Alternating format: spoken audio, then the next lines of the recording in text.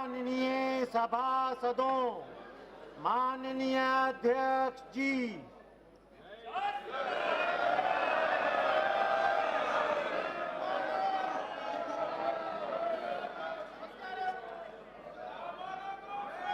सभा पटल पर आने वाले पत्र श्रीमती निर्मला सीतारमण जी।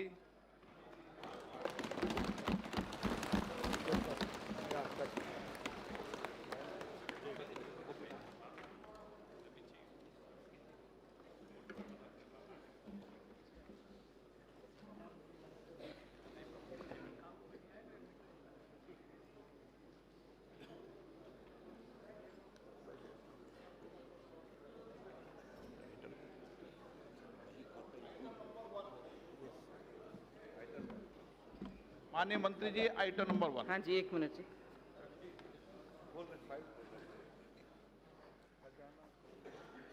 Sir, I rise to lay on the table a copy of the following papers: report of the 15th Finance Commission for the year 2020-2021, explanatory memorandum on the action taken on the recommendations contained in the report of the 15th Finance Commission. Item number 2, Shrimati Nirmala Sitharaman ji, नए दशक का पहला आम budget में मैं आप सबका अभिनंदन करता हूं, स्वागत करता हूं। Sir, I rise with your permission to present a statement of the estimated receipts and expenditure of the Government of India for the year 2020-2021.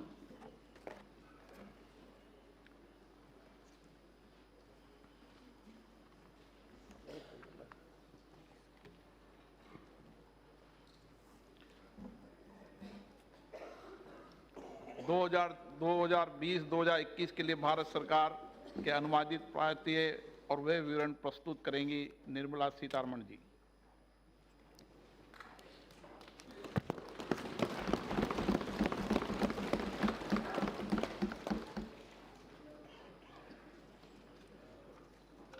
I rise to present the budget for the year 2020-2021.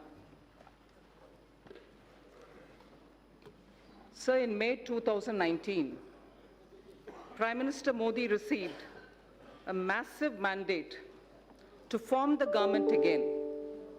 With renewed vigor, under his leadership, we commit ourselves to serve the people of India with all humility and dedication. People of India have unequivocally given their Janadesh for not just political stability and also reposed faith in our economic policy. This is the budget to boost their incomes and enhance their purchasing power. Only through higher growth we can achieve that and have our youth gainfully and meaningfully employed. Let our businesses be innovative, healthy, and solvent with use of technology.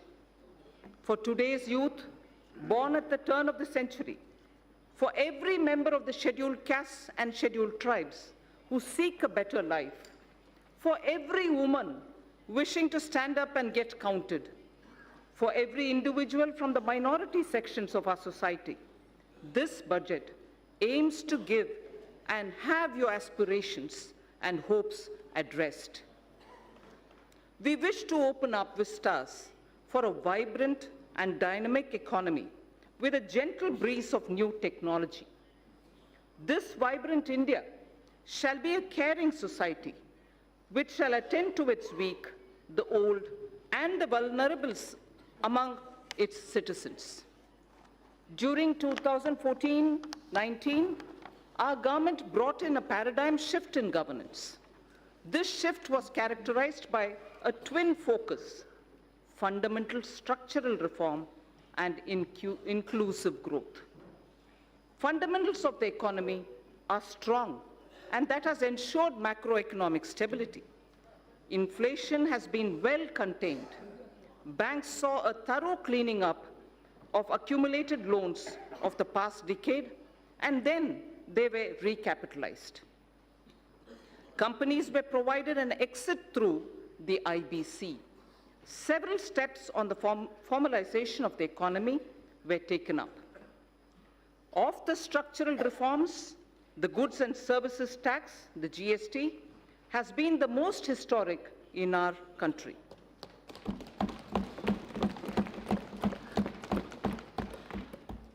Its chief architect is not with us today.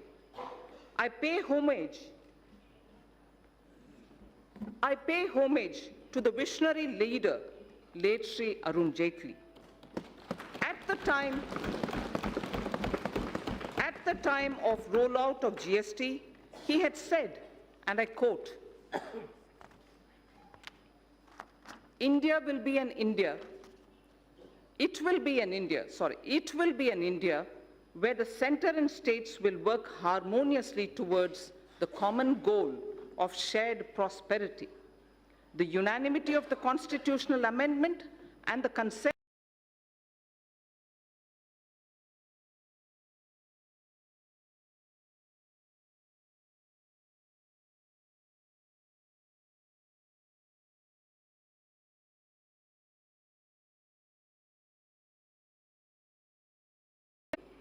it has consolidated numerous taxes and cesses to one tax and facilitated formalization of the economy. It has resulted in the efficiency gains in logistic and transport sectors. The turnaround time for trucks has witnessed a substantial reduction to the tune of 20% due to abolition of checkposts in the GST. The dreaded Inspector Raj has also vanished.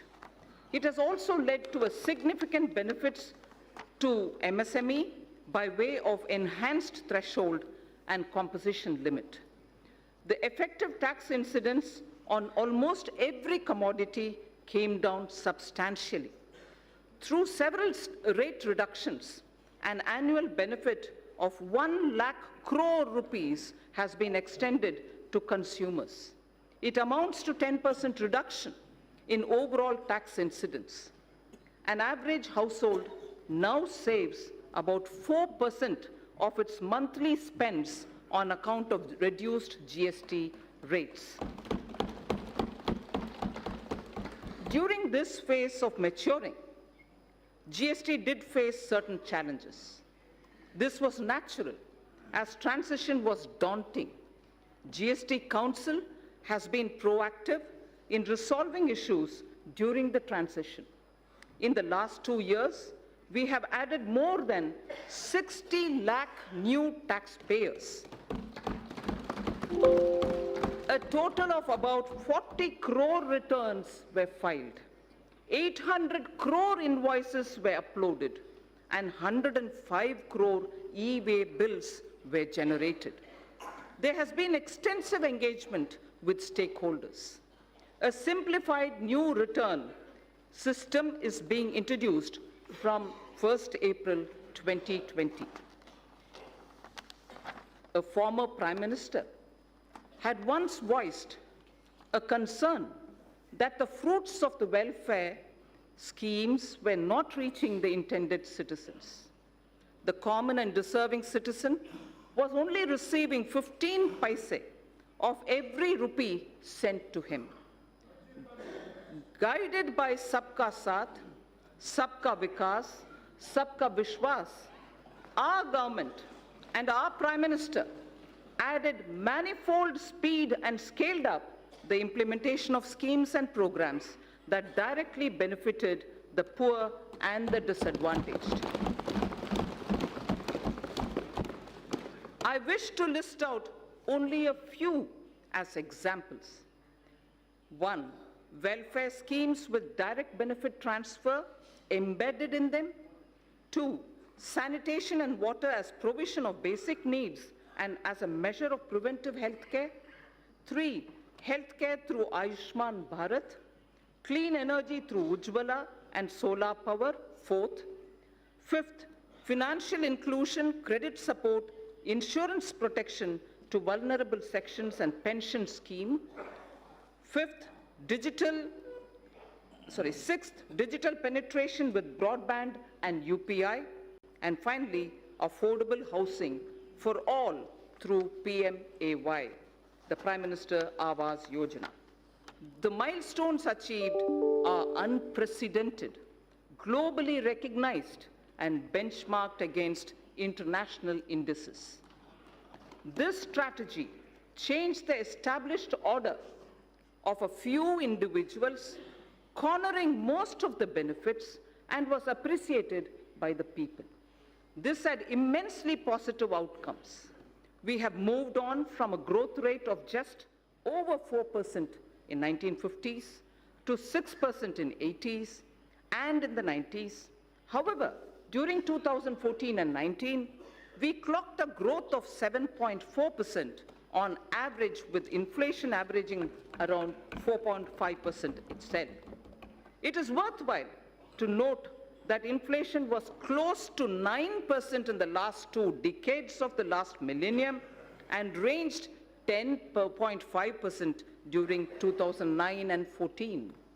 Between 2006 and 16, India was able to raise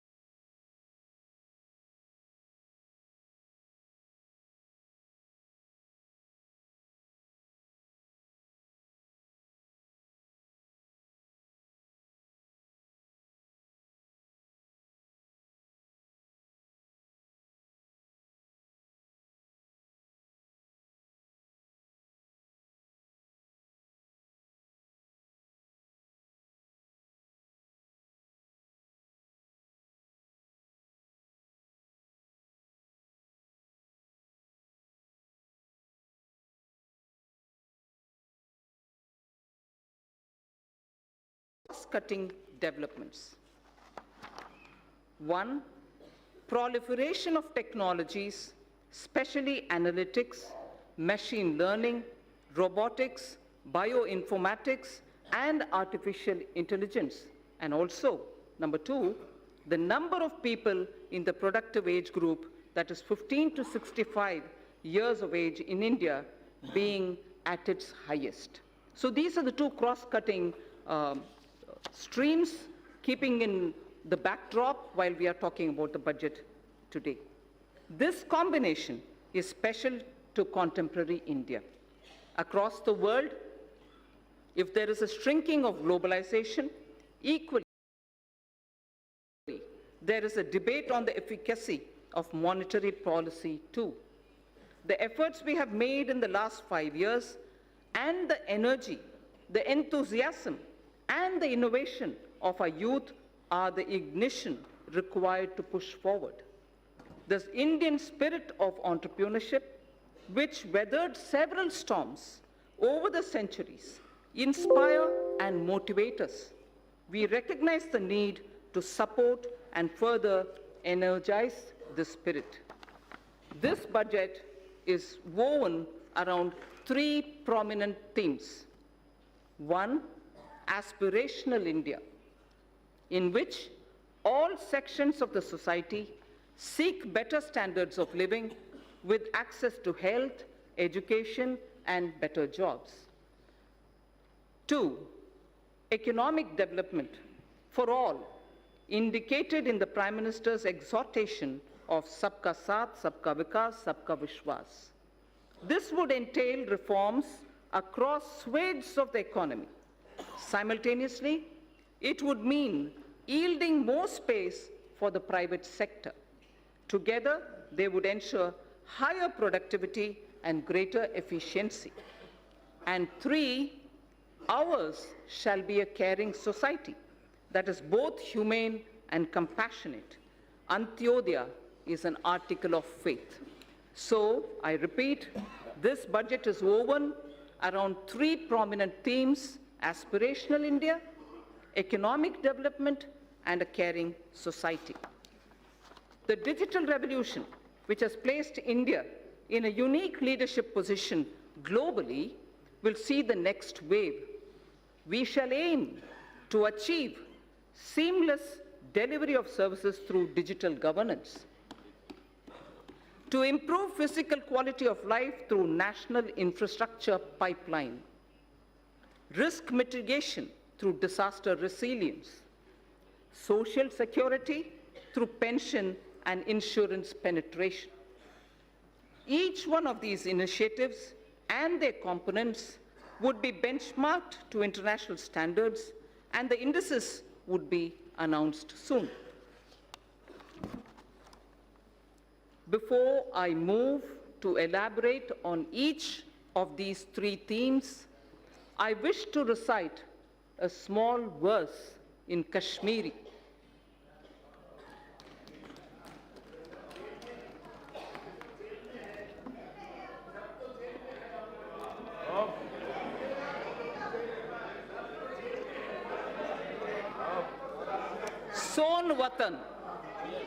Son Watan, Gulzar Shalimar Hugh. Son Watan, Gulzar Shalimar Hugh. Dal Mans Folwoon, Pamposh Hugh. Navjavan An Hund, Wushan Kumar Hugh. Myon Watan, Chyon Watan, Son Watan, Nundboni Watan. I'll read this in Hindi, not as a poem, but for the meaning. Hamara Watan, खिलते हुए शालीमार बाग जैसे. हमारा वतन खिलते हुए शालीमार बाग जैसे. हमारा वतन डल लेक में खिलते हुए कमल जैसा.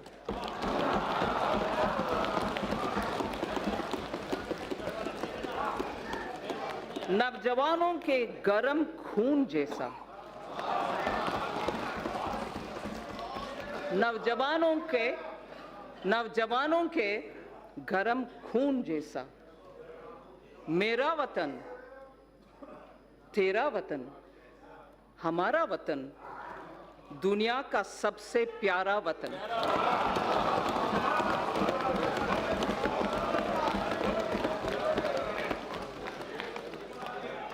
It is everything that we do here, everything that we speak through the budget, and everything that this government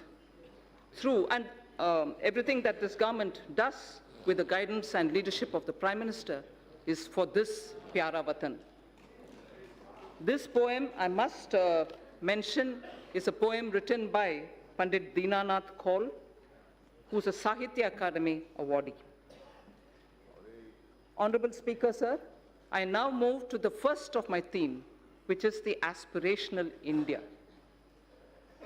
I shall cover programs and plans related to agriculture, irrigation, and rural development. That's my first under the aspirational India theme. Second, wellness, water, and sanitation. That's a second under aspirational India. And the third is education and skills. I move to talking about agriculture, irrigation, and rural development. Our government is committed to the goal of doubling farmers' incomes by 2022. We have provided energy sovereignty through Kusum and input sovereignty through Paramparagat Krishi Vikas Yojana. We have provided resilience for 6.11 crore farmers insured under Pradhan Mantri Fasal Bima Yojana. Focus on cultivation of pulses, expansion of micro-irrigation through Krishi Sinchai Yojana have raised the self-reliance of the country. Provision of any annual supplement of the income to the farmer directly is done through PM Kisan. Connectivity through PM GSY, Gram Sadak Yojana, financial inclusion have helped raise farm incomes. Prosperity to farmers can be ensured by making farming competitive. For this, farm markets need to be liberalized. Distortions in farm and livestock markets need to be removed. Purchase of farm produce, logistics, agri-services need copious investments. Substantial support and hand-holding of farm-based activities such as livestock, apiary, and fisheries need to be provided for. Farmers desire integrated solutions covering storage, financing, and processing and marketing. Adopting sustainable cropping patterns and bringing in more technology are integral to our plan. All this and more can be achieved through working with and in cooperation with the states. The following 16 action points indicate our focus. We propose to encourage those state governments who undertake implementation of following model laws already issued by the central government. My first of the action points, 16 action points, but the first one is to encourage those state governments who undertake implementation of following model laws which are already passed and issued by the central government. First, Model Agricultural Land Leasing Act of 2016. Model Agricultural Produce and Livestock Marketing Act of 2017. Model Agricultural Produce and Livestock Contract Farming and Services Promotion and Facilitation Act of 2018. So 3 model agriculture related laws we would like state governments to consider favorably. Second of the 16 action points, water stress related issues are now a serious concern across the country. Our government is proposing comprehensive measures for 100 water stressed districts. Our government is proposing comprehensive measures for 100 water stressed districts. Third of the 16, in the budget speech of July 2019, I had stated that Annadata can be Urja Data also. The PM Kusum scheme removed farmers' dependence on diesel and kerosene and linked pump sets to solar energy. Now I propose to expand the scheme to provide 20 lakh farmers for setting up standalone solar pumps. Further, we shall also help another 15 lakh farmers solarize their grid-connected pump sets. In addition, a scheme to enable farmers to set up solar power generation capacity on their fallow and barren lands and to sell it to grid would be operationalized. Speaker, sir, this is a major step forward in which we are saying that farmers, if they have fallow or barren lands, now will be helped to set up solar power generation units so that they can then sell that which is being generated, solar power, to the grid, and through the grid, having given the power, solar power from their barren land, they will be able to make a living out of their barren land also. Fourth of the 16, our government shall encourage balanced use of all kinds of fertilizers, including the traditional organic and other innovative fertilizers. This is a necessary step to change the prevailing incentive regime which encourages excessive use of chemical fertilizers. So this is an important point. I'd like to repeat it. This is a necessary step to change the prevailing incentive regime which encourages excessive use of chemical fertilizers. Honorable Speaker, sir, in Tamil Nadu, there was a very wise old woman saint poet who lived more than 3,000 years ago. And she had used every letter of the Tamil alphabet to teach children moral stories. Not stories, moral lines. Each line was only 3-worded ones. They were very simple ones. They're called Ati Chudi, written by Avayar.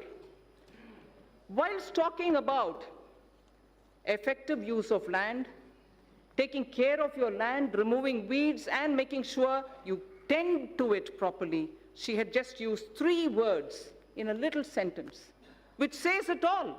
And that's exactly what our Prime Minister is aiming to achieve, so that the farmlands are used with proper manure, not excessive manure, and limited water to grow their grains.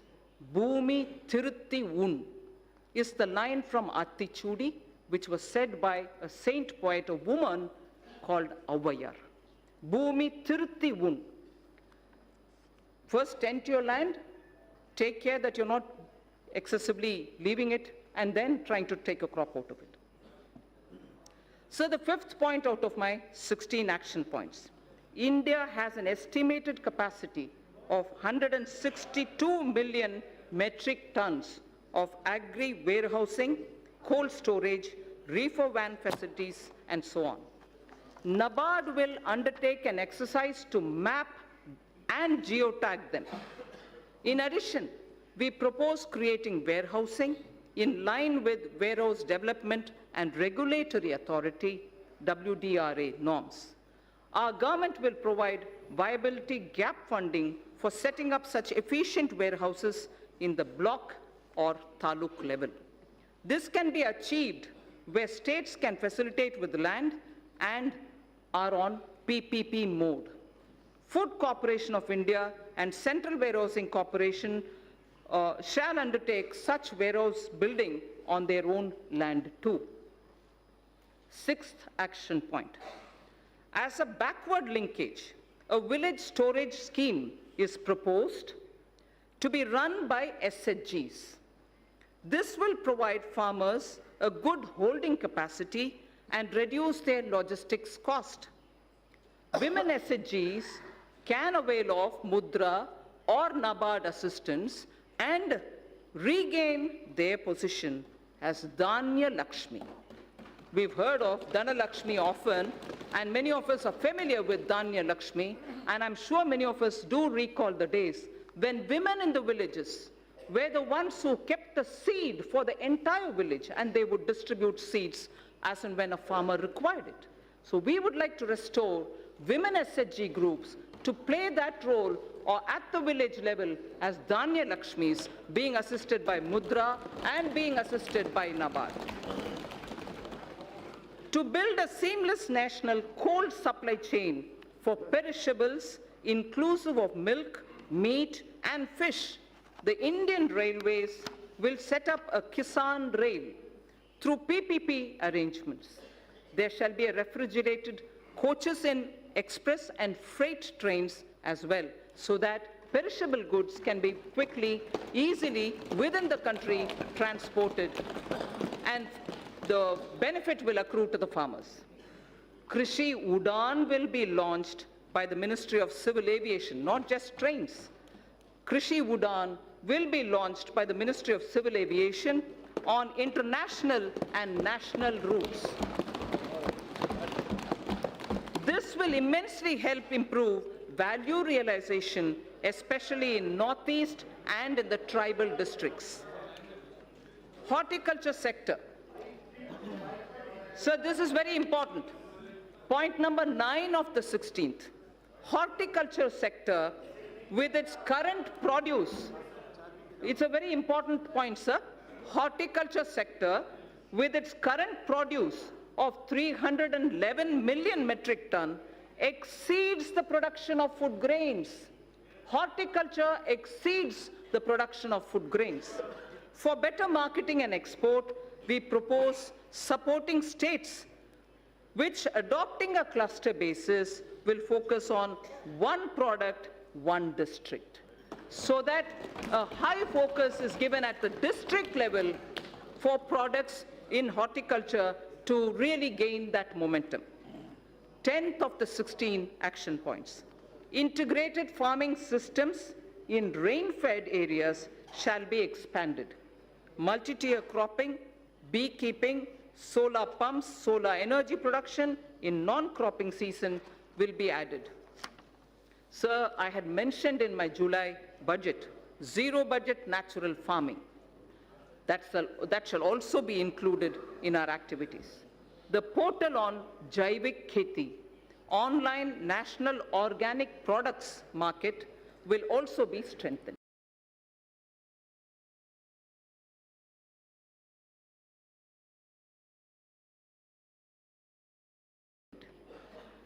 So the next point,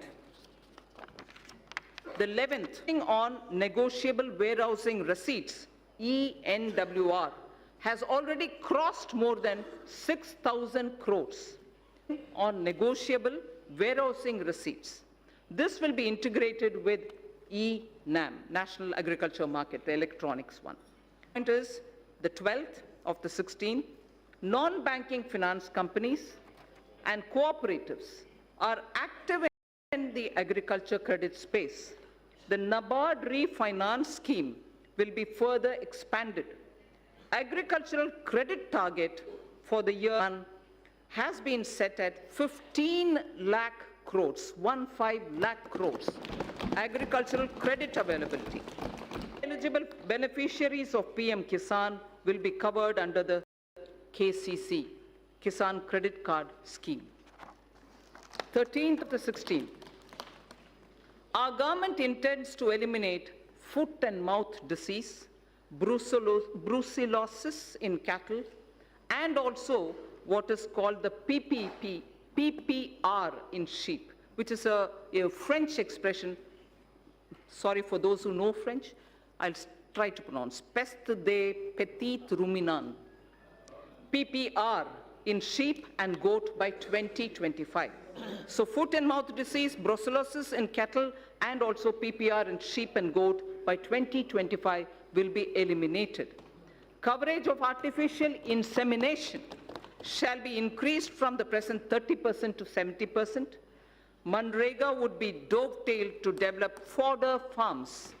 Further, we shall facilitate doubling of milk processing capacity from 53.5 million metric tons to 108 million metric tons by 2025. From 50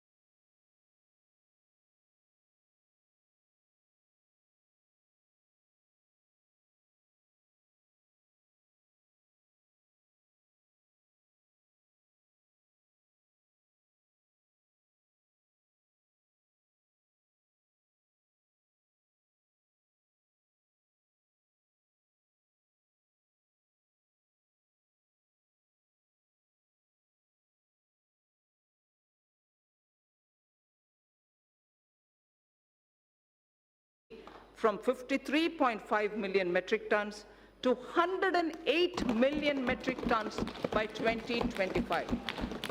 From 50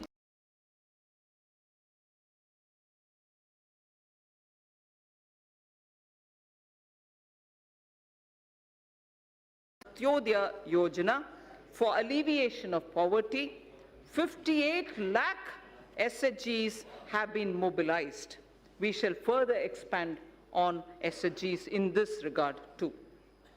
Now, for the fund allocation,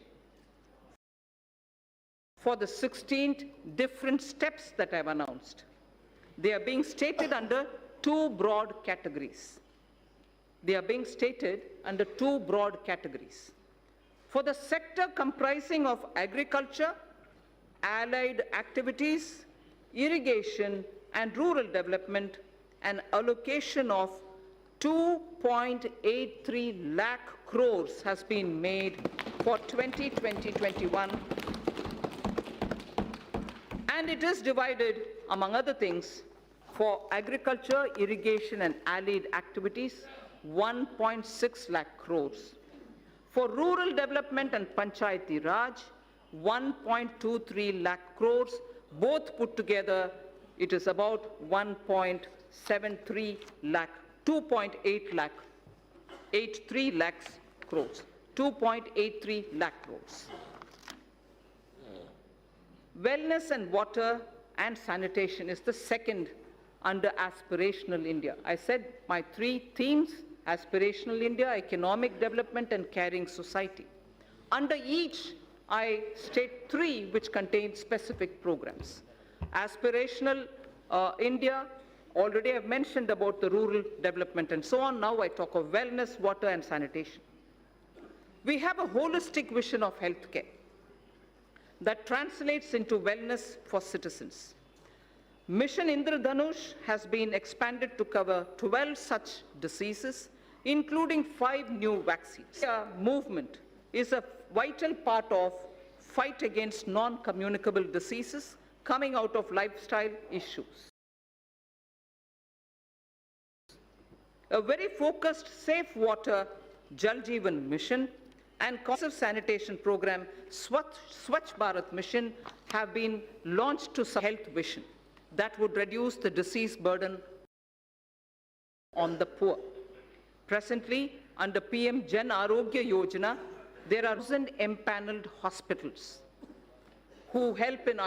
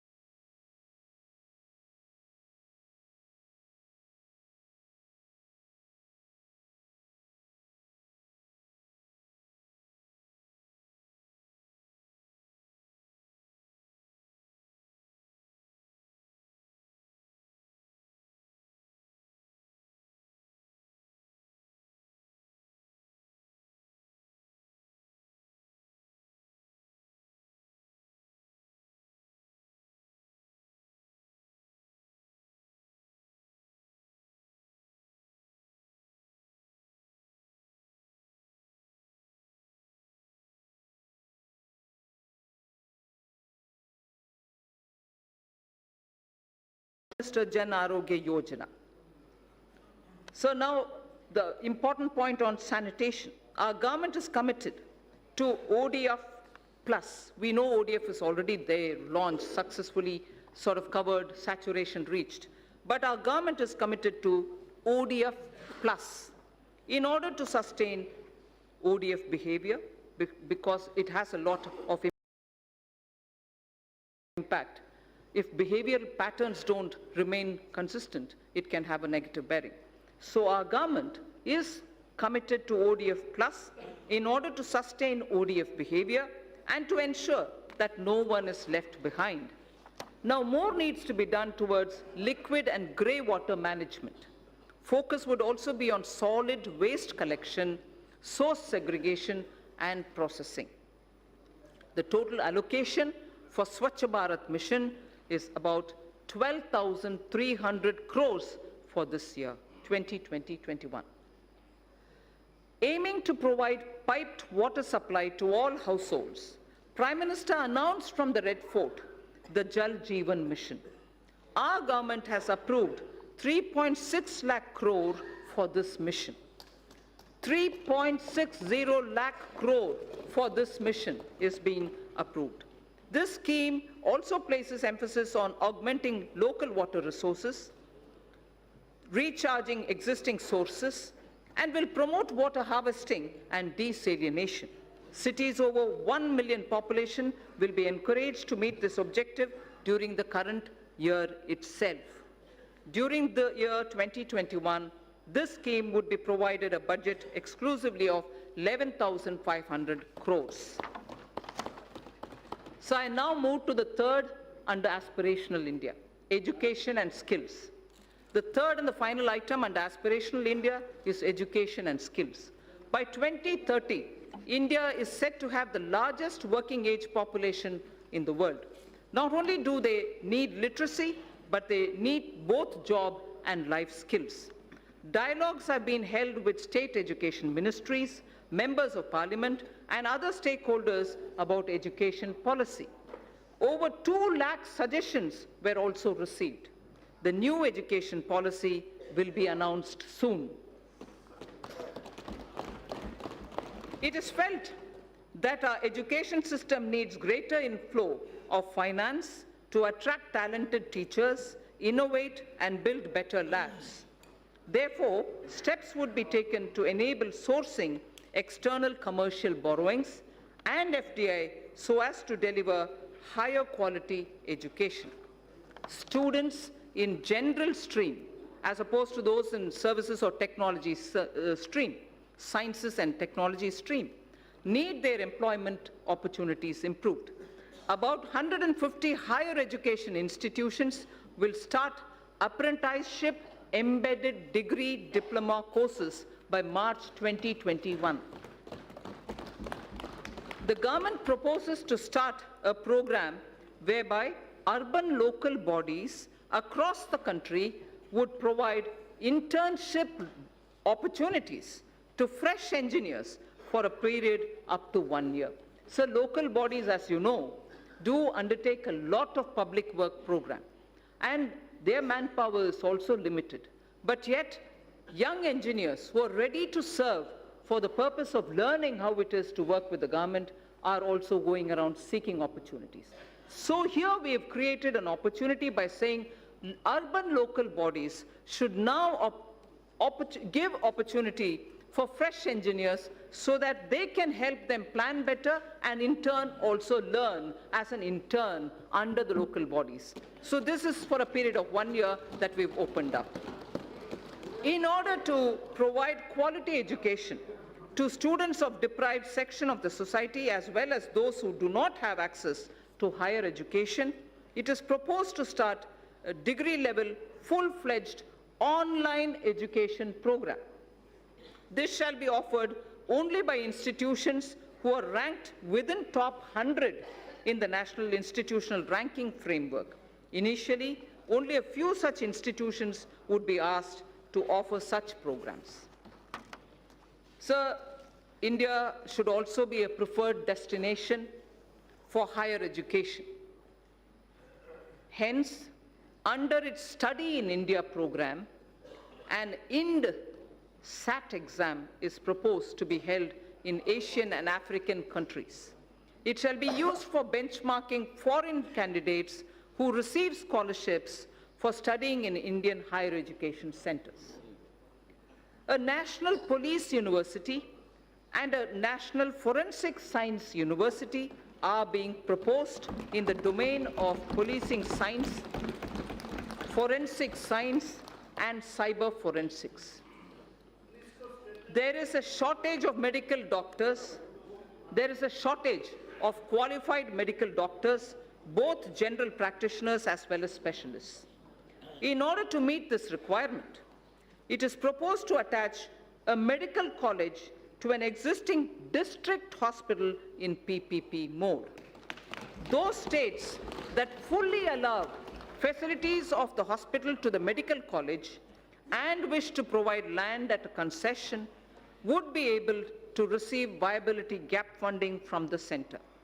Details of the scheme would be worked out soon, so we aim to have at the district level, with hospitals which are being extended for medical college training and also for producing more doctors, viability gap funding will also be extended.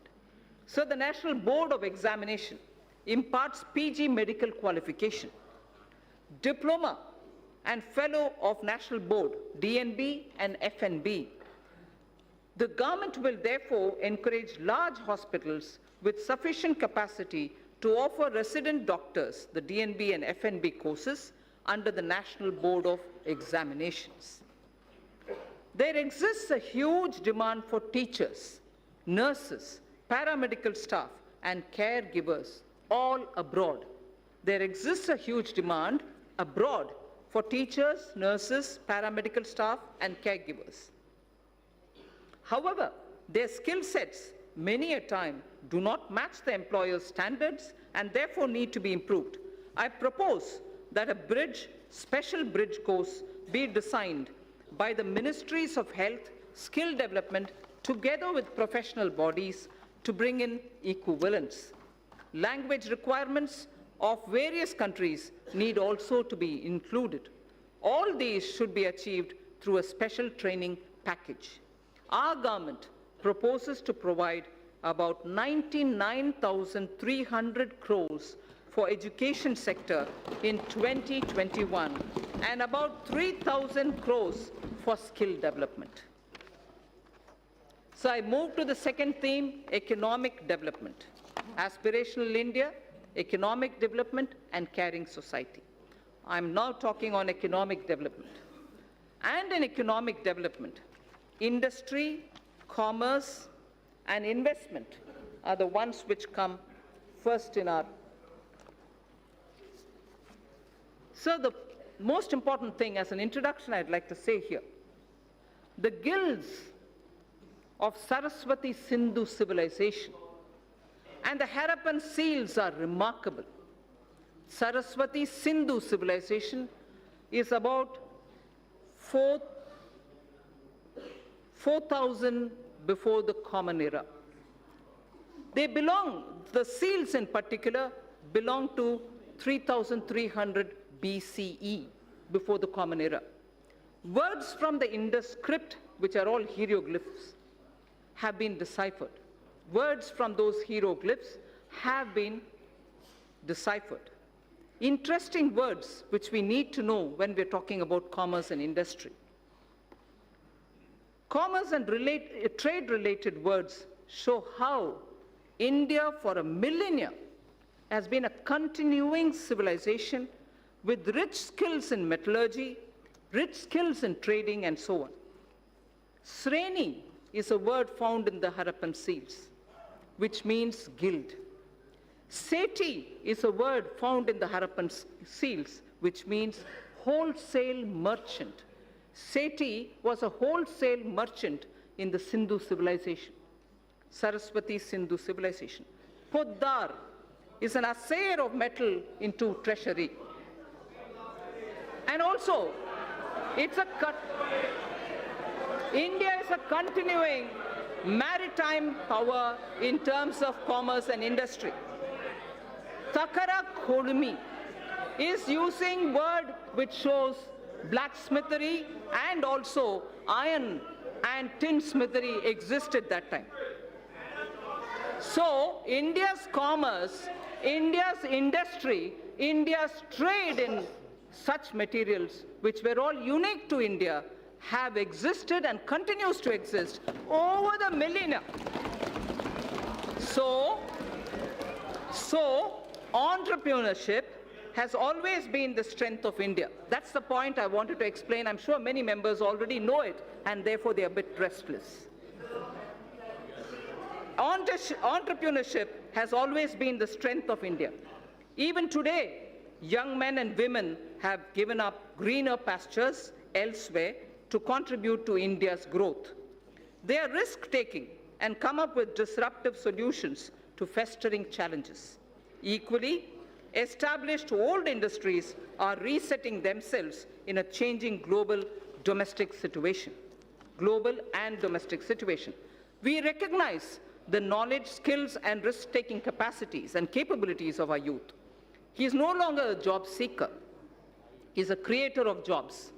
Now we wish to create more opportunities and remove roadblocks from this path.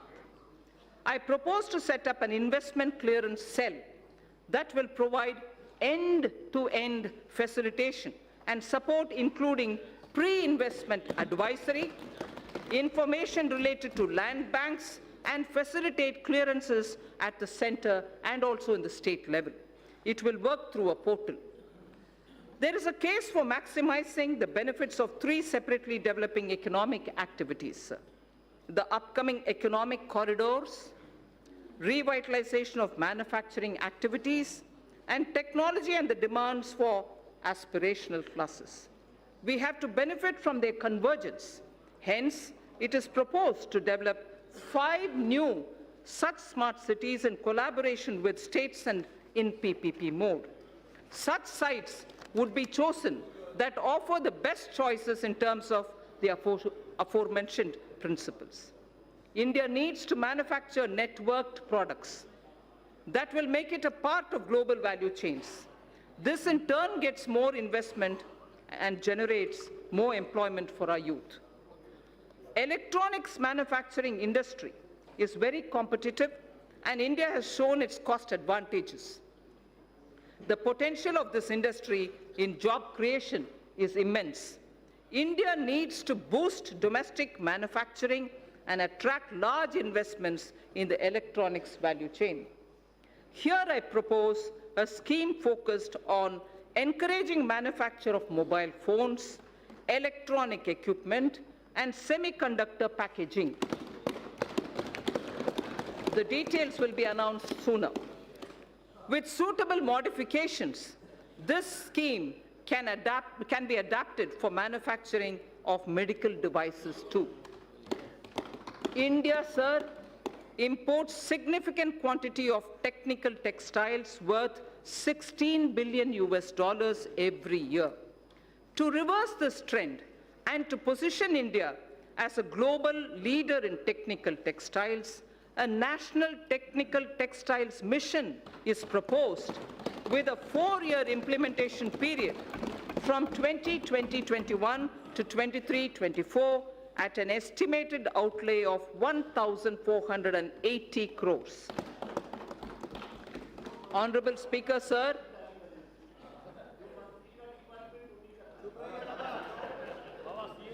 Honorable Speaker, sir, from the Red Fort, our Prime Minister spoke about quality and standards when he spoke of zero defect, zero effect manufacturing. In September last year, I had called for a time-bound adoption by industry of all necessary mandatory technical standards and their effective enforcement. All ministries during the course of this year would be issuing quality standard order. So to achieve higher export credit disbursement, a new scheme, NIRVIC, is being launched, which provides for higher insurance cover, reduction in premium for small exporters, and simplified procedure for claim settlements. It is proposed to digitally refund to exporters. That was NIRVIC. I'm coming to a different point now. It is proposed to digitally refund to exporters duties and taxes levied at the center, state, and local levels, such as electricity duties, VAT, the VAT, on fuel used for transportation, which are not getting exempted or refunded under any other existing mechanism. This scheme for reversion of duties and taxes on exported products will be launched from this year itself. Honorable Speaker, it is the vision of our Prime Minister that each district should develop as an export hub. Efforts of the centre and state governments are being synergized and institutional mechanisms are being created in order that every district becomes an export hub. Government e-marketplace, GEM, is moving ahead for creating a unified procurement system in the country for providing a single platform for procurement of goods, services, and works. It offers a great opportunity for medium and small and micro enterprises.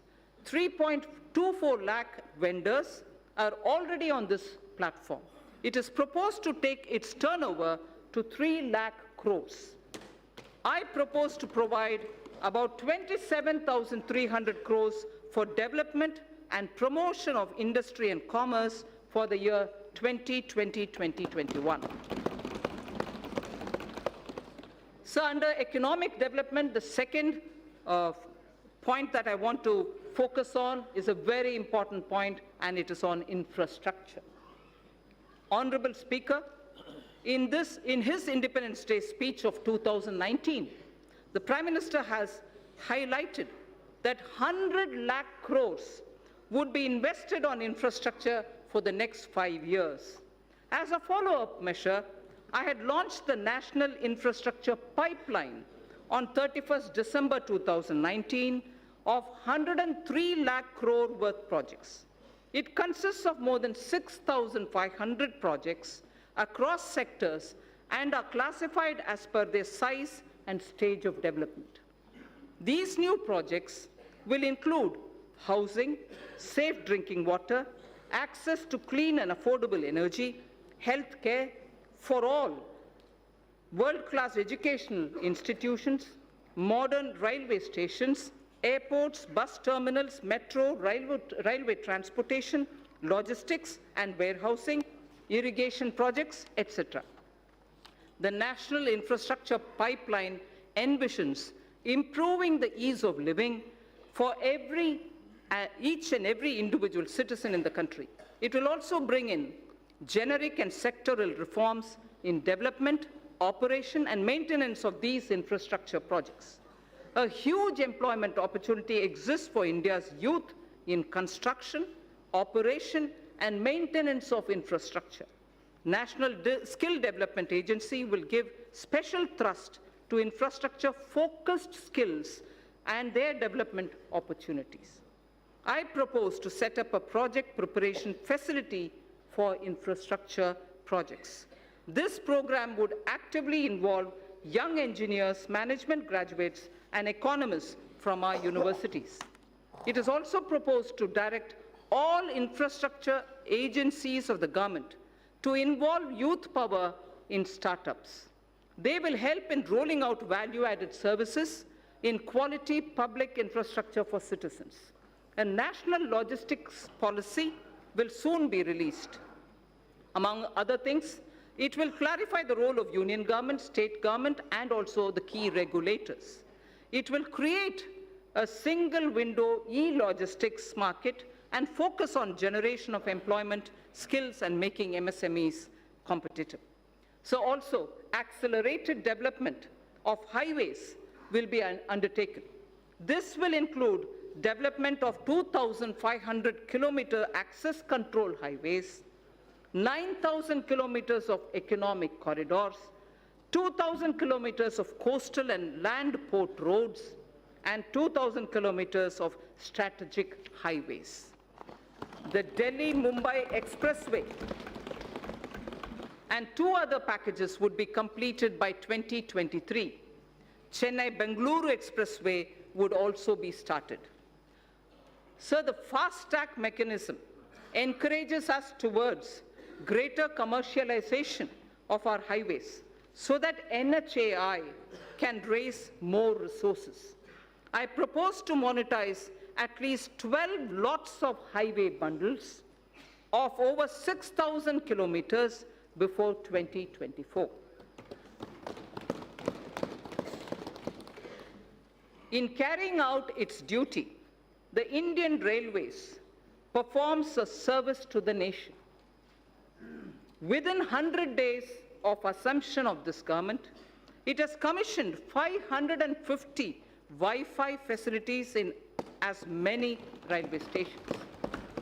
It has eliminated unmanned level crossings and aims to achieve electrification of 27,000 kilometers of tracks. This will call, obviously, for optimization of costs.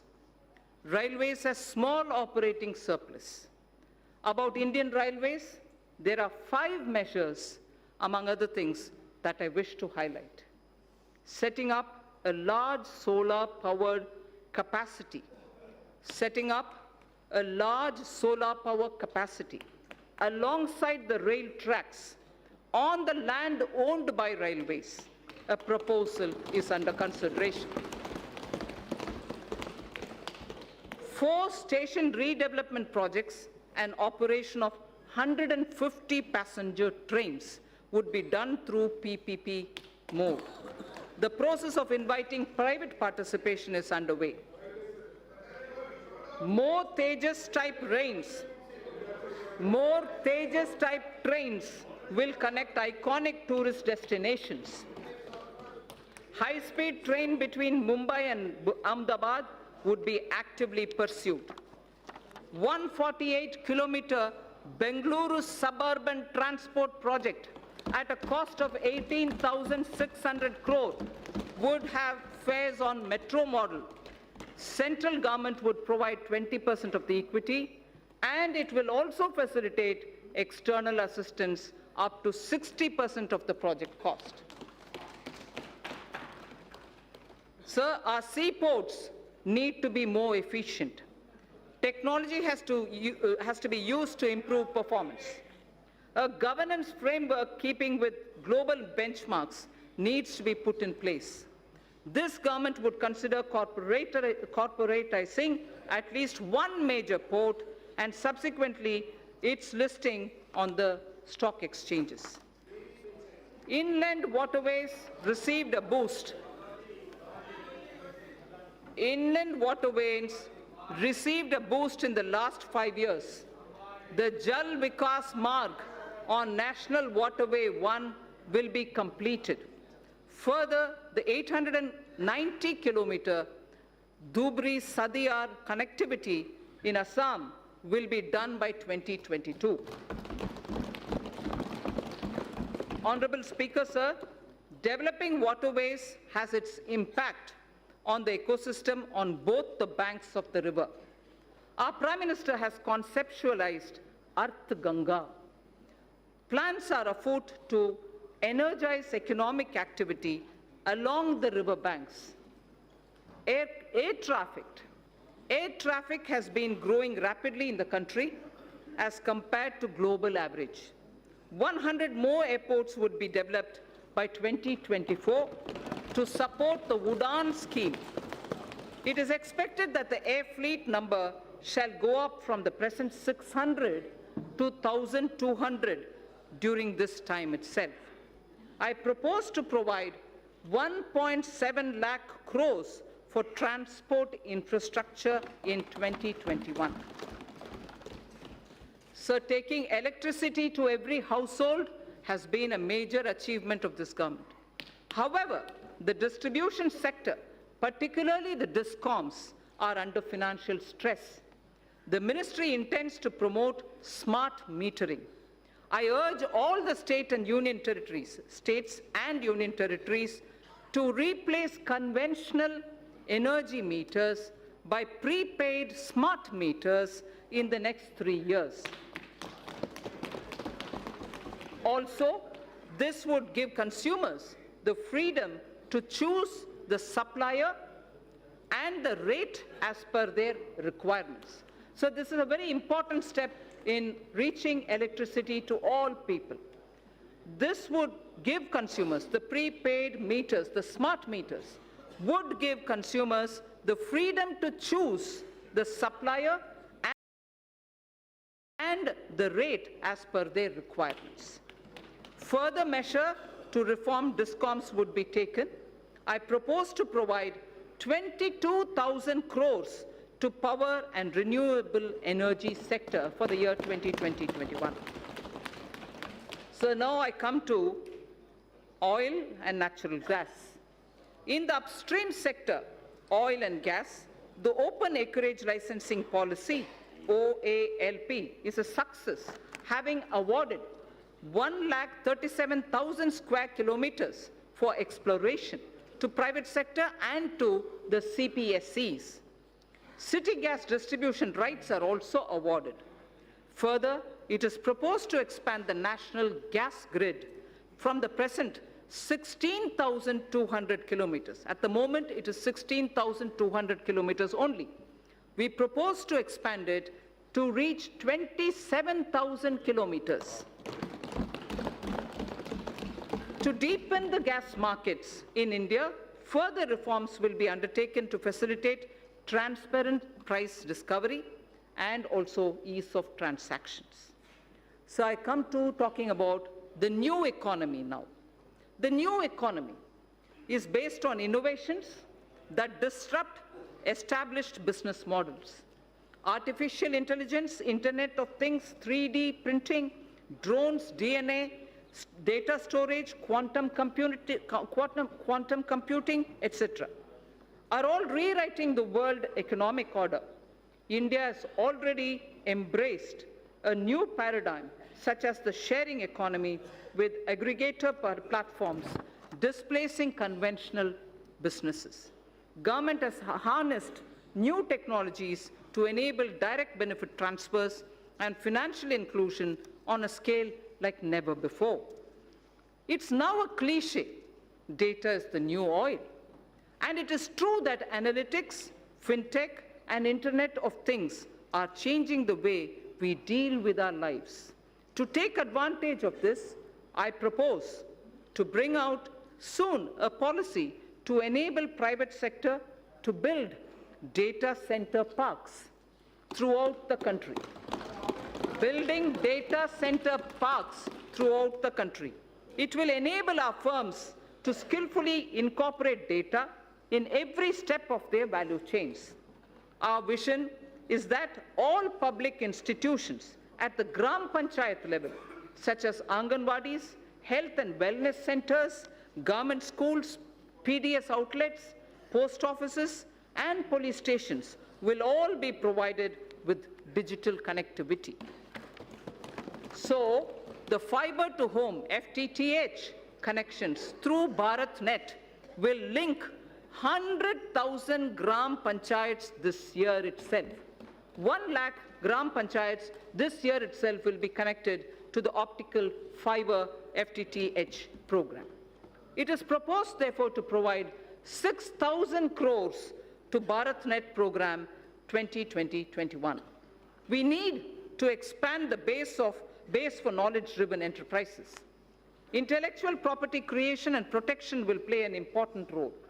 Several measures are proposed in this regard, which will benefit the startups.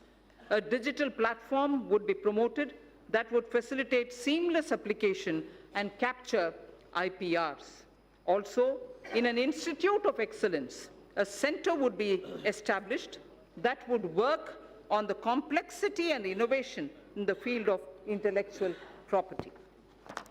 Honorable Speaker, sir, knowledge translation clusters would be set up across the different technology sectors, including new and emerging sectors, for designing, fabrication, and validation of proof of concept, and further scaling up technology clusters, harboring such test beds and small-scale manufacturing facilities would be established. Mapping of India's genetic landscape is critical for next-generation medicine, agriculture, and for biodiversity management. To support this development, we will initiate 2 national-level science schemes to create a comprehensive database. The government proposes to provide early life funding, including seed fund, to support ideation and development of early-stage startups. So critical to our quantum technology. Quantum technology is opening up new frontiers in computing, communications, cybersecurity, with widespread applications. It is expected that a lot of commercial applications would emerge from theoretical constructs which are developing in this area. It is proposed to provide an outlay of 8,000 crores over a period of 5 years for the national mission on quantum technologies and application. India would probably be the 3rd biggest and pioneering nation if we are able to break into this technology of quantum technology related to computing and other applications. Sir, I come to the 3rd theme, the last theme in my part A, after which, of course, I will speak of a few other. Caring society. In our 3rd theme, we focus on women and child, social welfare, culture and tourism, and also on environment and climate change. Women and child and social welfare, sir. I am pleased to inform the House that Beti Bachao, Beti Padhao has yielded tremendous results. Gross enrollment. Sir, if you hear the data, I think it's important not to politicize issues related to women. Beti Bachao, Beti Padhao has yielded tremendous results.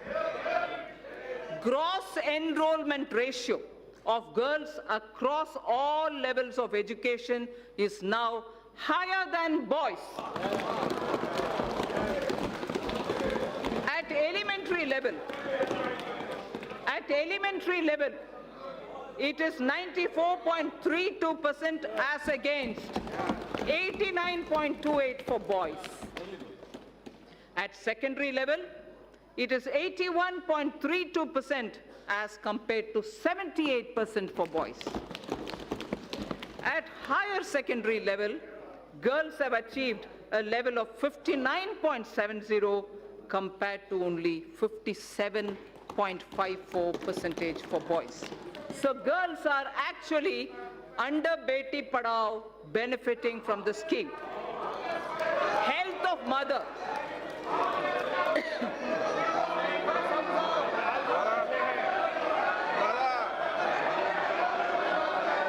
Sir, health of mother and child are correlated closely. Nutrition is the critical component of health.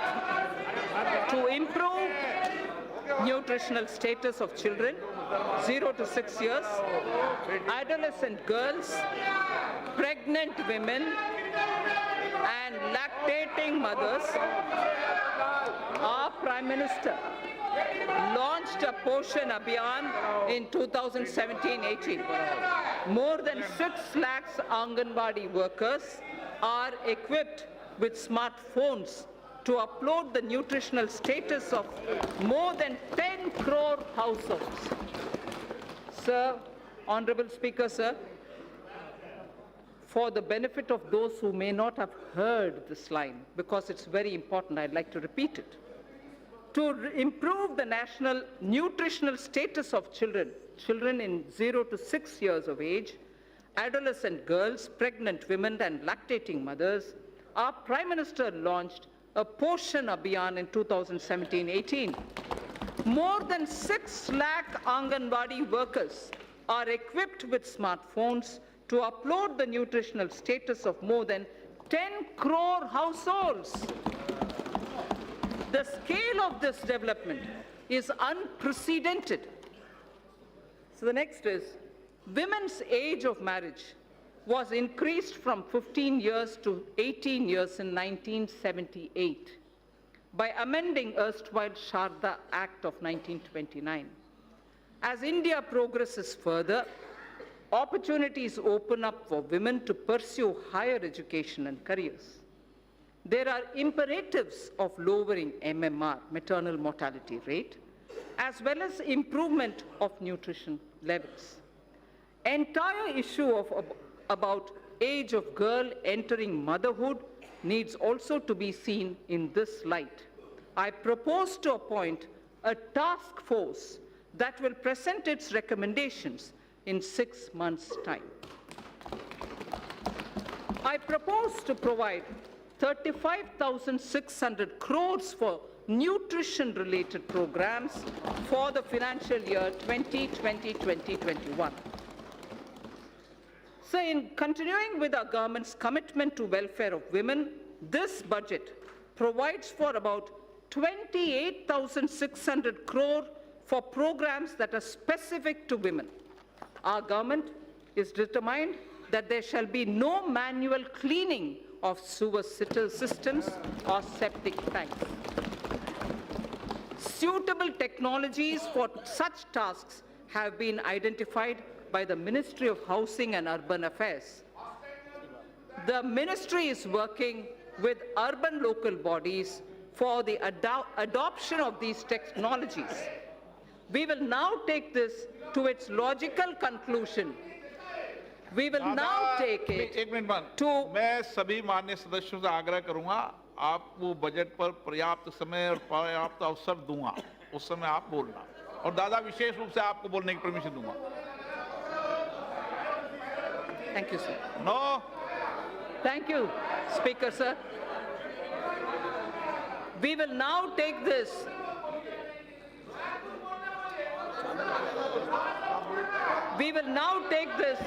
to its logical conclusion through legislative and institutional changes.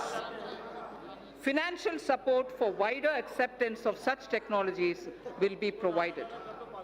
In furthering this government's commitment towards the welfare of scheduled castes and other backward classes, I propose a budget provision of about 85,000 crores for 2020-21 for scheduled castes and other backward classes. I repeat, I propose a budget provision of about 85,000 crores for 2020-21. In furthering the development and welfare of scheduled tribes, sir, I provide in the budget for the year 2020-21 an amount of 53,700 crores. For scheduled tribes, I repeat, we provide 53,700 crores. This government is mindful of the concerns of senior citizens and Divyang. Accordingly, an enhanced allocation of about 9,500 crore is being provided for 2020-21. So now I move to the second of the third topic theme that I have, which is culture and tourism. Our government proposes to establish an Indian Institute of Heritage and Conservation under Ministry of Culture. It shall have the status of a deemed university to start with. Acquisition of knowledge in disciplines such as museology and archaeology are essential for collecting and analyzing scientific evidence of such findings and for dissemination through high-quality museums. Currently, lack of trained manpower is a handicap for both these disciplines, and therefore it also has a negative impact on tourism. 5 archaeological sites would be developed as iconic sites with on-site museums. They are Rakhi Ghadi, Haryana, Hastinapur, Uttar Pradesh, Shiv Sagar in Assam, Dholavira, Gujarat, Adichanallur, Tamil Nadu. I repeat, 5 archaeological sites would be developed as iconic sites with on-site museums. They are Rakhi Ghadi, Haryana, Hastinapur, Uttar Pradesh, Shiv Sagar, Assam, Dholavira, Gujarat, and Adichanallur in Tamil Nadu. Our Prime Minister, in January 2020, announced recuration of the Indian Museum in Kolkata, which is the oldest in the country. In the historic Old Mint building, Kolkata, a museum on numismatics and trade will also be located. 4 more museums from across the country shall be taken up for renovation and recuration so that a world-class experience can be offered to our visitors. Our government shall also support setting up of a tribal museum in Ranchi, Jharkhand. So I spoke about the Sindhu-Saraswati civilization. A maritime museum would be set up at Lothal, the Harappan Age maritime site near Ahmedabad, by the Ministry of Shipping. I propose to provide 3,150 crore for Ministry of Culture for the year 2021. Sir, India has moved up from the rank 65 in 2014 to 34 in 2019 in the Travel and Tourism Competitive Index, the World Economic Index. Foreign exchange earnings grew 7.4% to 1.88 lakh crores for the period January to November 2019 from 1.75 lakh crores.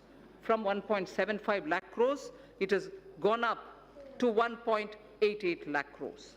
Growth of tourism directly relates to growth and employment. States have a critical role to play. I expect the state governments to develop a roadmap for certain identified destinations and formulate financial plans during 2021 against which specified grants will be made available to the states from the center in the year 2020-21. For purpose of tourism promotion, sir, I propose to allocate 2,500 crores for 2020-2021.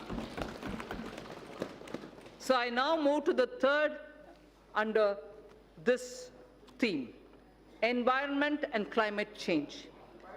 In September 2019, the Prime Minister has launched the Coalition for Disaster Resilient Infrastructure with its secretariat in Delhi. This global partnership is the second such initiative, international initiative, after the launch of, as members would recall, after the launch of International Solar Alliance. That was in 2015. This global partnership will help in addressing a number of sustainable development goals, as also the aims of Sendai framework. It will enhance climate change adaptation with a focus on disaster-resilient infrastructure. India submitted its nationally determined contribution under the Paris Agreement in 2015 on a best effort basis, keeping in mind the development imperative of our country. Its implementation effectively begins from 1st January 2021. Our commitments as action will be executed in various sectors. Honorable Speaker, sir, I interrupt here only to say this is a very important point because a lot of our commitments which have been given in the Paris Climate Change Conference on best effort basis will start kicking in from 1st January 2021. Our commitments as action will be executed in various sectors by the departments and ministries concerned through a normal budget process. They will do it through the normal budgeting process. There are, however, yet thermal power plants that are old and their carbon emission levels are very high. For such power plants, we propose that utilities running them would be advised to close them if their emission is above the preset norms. The land so vacated can be put to alternative uses. In large cities having population above 1 million, clean air is a matter of concern. I'm sure a lot of our members will be keen to know about what steps are being taken for cities and clean air. The government proposes, Honorable Speaker, to encourage such states that are formulating and implementing plans for ensuring cleaner air in cities above 1 million. Parameters for the incentives would be notified by the Ministry of Environment, Forests and Climate Change. Allocation for this purpose is 4,400 crores for 2020-2021. So there is something which, before I move to talking about governance, because the three themes that I put before the members is coming to a close, I fall back on the wise words of Thiruvalluvar. And this, it's very important, sir. We have heard several words of wisdom from Thiruvalluvar. Thiruvalluvar has spoken about what a good country is, what a good country is actually got to be like, and what makes up for jewels of a good country. I first read it in Tamil, then I'll give you the meaning. Pini inmai, selvam, vilai inbam, ஏமம். பிணியின்மை, செல்வம், விளைவின்பம், ஏமம். அணி என்ப நாட்டின் வைந்து. அணி என்ப native வைந்து. There are 5, what Thiruvalluvar says, which are jewels for a good country. The first is பிணியின்மை, meaning the country will have to be without epidemics or illnesses, major illnesses. The second, he says, it should be wealthy. It should have wealth. It should have wealth. Vilaivu. It should also have vilachal. In the sense, from the fields, it should have good crop. It should have inbam. It should have happiness. It also should have aimam, which is security and safety of the country. Sir, the 5 jewels. 5 jewels. Piniinmai, Selvam, Vilaivinbam, Aimam, and Inbam. Prime Minister Modi, Ayushman Bharat, Ayushman Bharat for health for all is Piniinmai. Selvam, wealth creators will be respected in this country. Wealth creators will be respected in this country. Selvam. Vilaichal. Having good crop. Farmer PM Kisan. Doubling of income. Use of fertilizers and proper growth leads to surplus in horticulture, surplus in Tilhan, surplus now probably also in Dalhan. So the Prime Minister's program at health, at creating and giving respect for wealth creators and improving agricultural output and looking at ease of living, bringing happiness to people, and above all, the 5th, aimam, this country's national security. You have enough proof to say national security is the top priority of this government.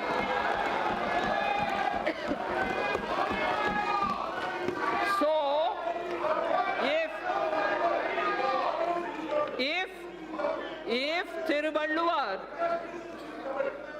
Thiruvalluvar, आपको कुछ होना चाहिए, तमिल में पढ़ा है, बैठ जाइए. That's right, sir.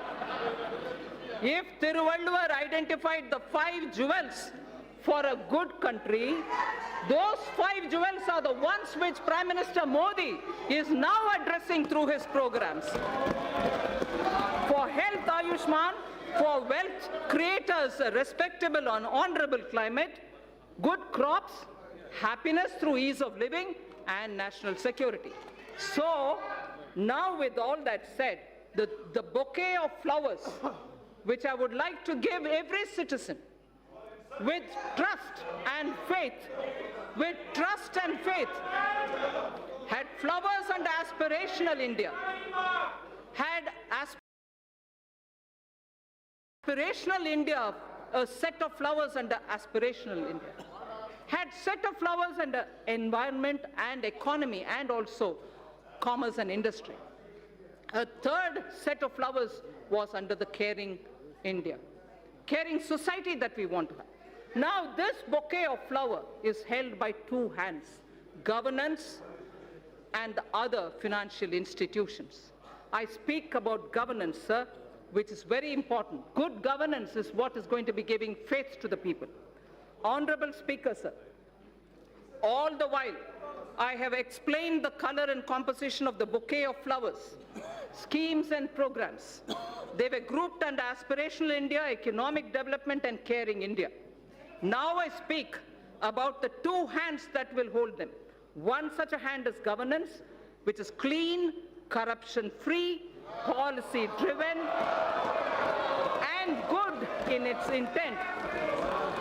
And most importantly, trusting in faith, trusting every citizen, the aspirational youth, the hard-working women.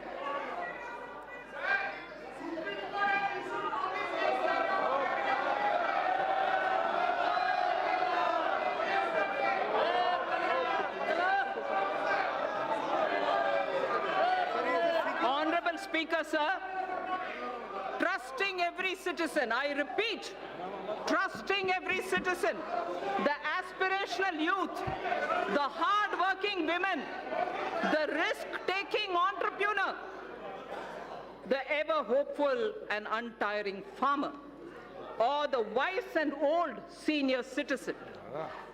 Many among them are taxpayers. Others may not be taxpayers now. Our Prime Minister has laid before us ease of living as a goal to be achieved on behalf of all citizens. An important aspect of both ease of living and ease of doing business is fairness, efficiency of tax administration. We wish to enshrine, this is important, Honorable Speaker. This is important, sir. Money being allocated to various programs is finance of this country. This is very important, sir. Businesses should have the confidence that things are being fair and the efficiency of the tax administration. We wish to enshrine in the statutes a taxpayer charter. Through this budget, a taxpayer's charter is getting institutionalized into the statutes. It's going to be enshrined as a part of our laws. That's building trust. A taxpayer's statutes will be a part of our, a taxpayer's charter will be a part of our statutes. Our government would like to reassure taxpayers that we remain committed to taking measures so that our citizens are free from harassment of any kind. We mean it, and we are willing to put it in the law. Tax harassment cannot be tolerated when we are talking about citizens and wealth collectors. There has been a debate about building into statutes criminal liability for acts that are civil in nature. This is important, sir. There has been a debate about building into statutes criminal liability for acts that are civil in nature. Hence, for Companies Act, certain amendments are proposed to be made that will correct this. Similarly, other laws would also be examined where such provisions exist, and attempts would be made to correct them also. The government intends to introduce major reforms in recruitment to non-gazetted posts in governments and public sector banks. At present, candidates have to appear for multiple examinations conducted by multiple agencies at different points of time for similar posts. This places enormous burden on time, effort, and cost for young people. To mitigate the hardship so faced, it is proposed to set up a national recruitment agency as an independent, professional, specialist organization for conduct of computer-based online common eligibility test for recruitment to non-gazetted posts. a test center in every district, particularly in the aspirational districts, would be set up. For speedy disposal of commercial and other disputes, government has constituted various tribunals and specialized bodies. It is proposed to evolve a robust mechanism for appointment, including direct recruitment to these bodies to attract best talents and professional experts.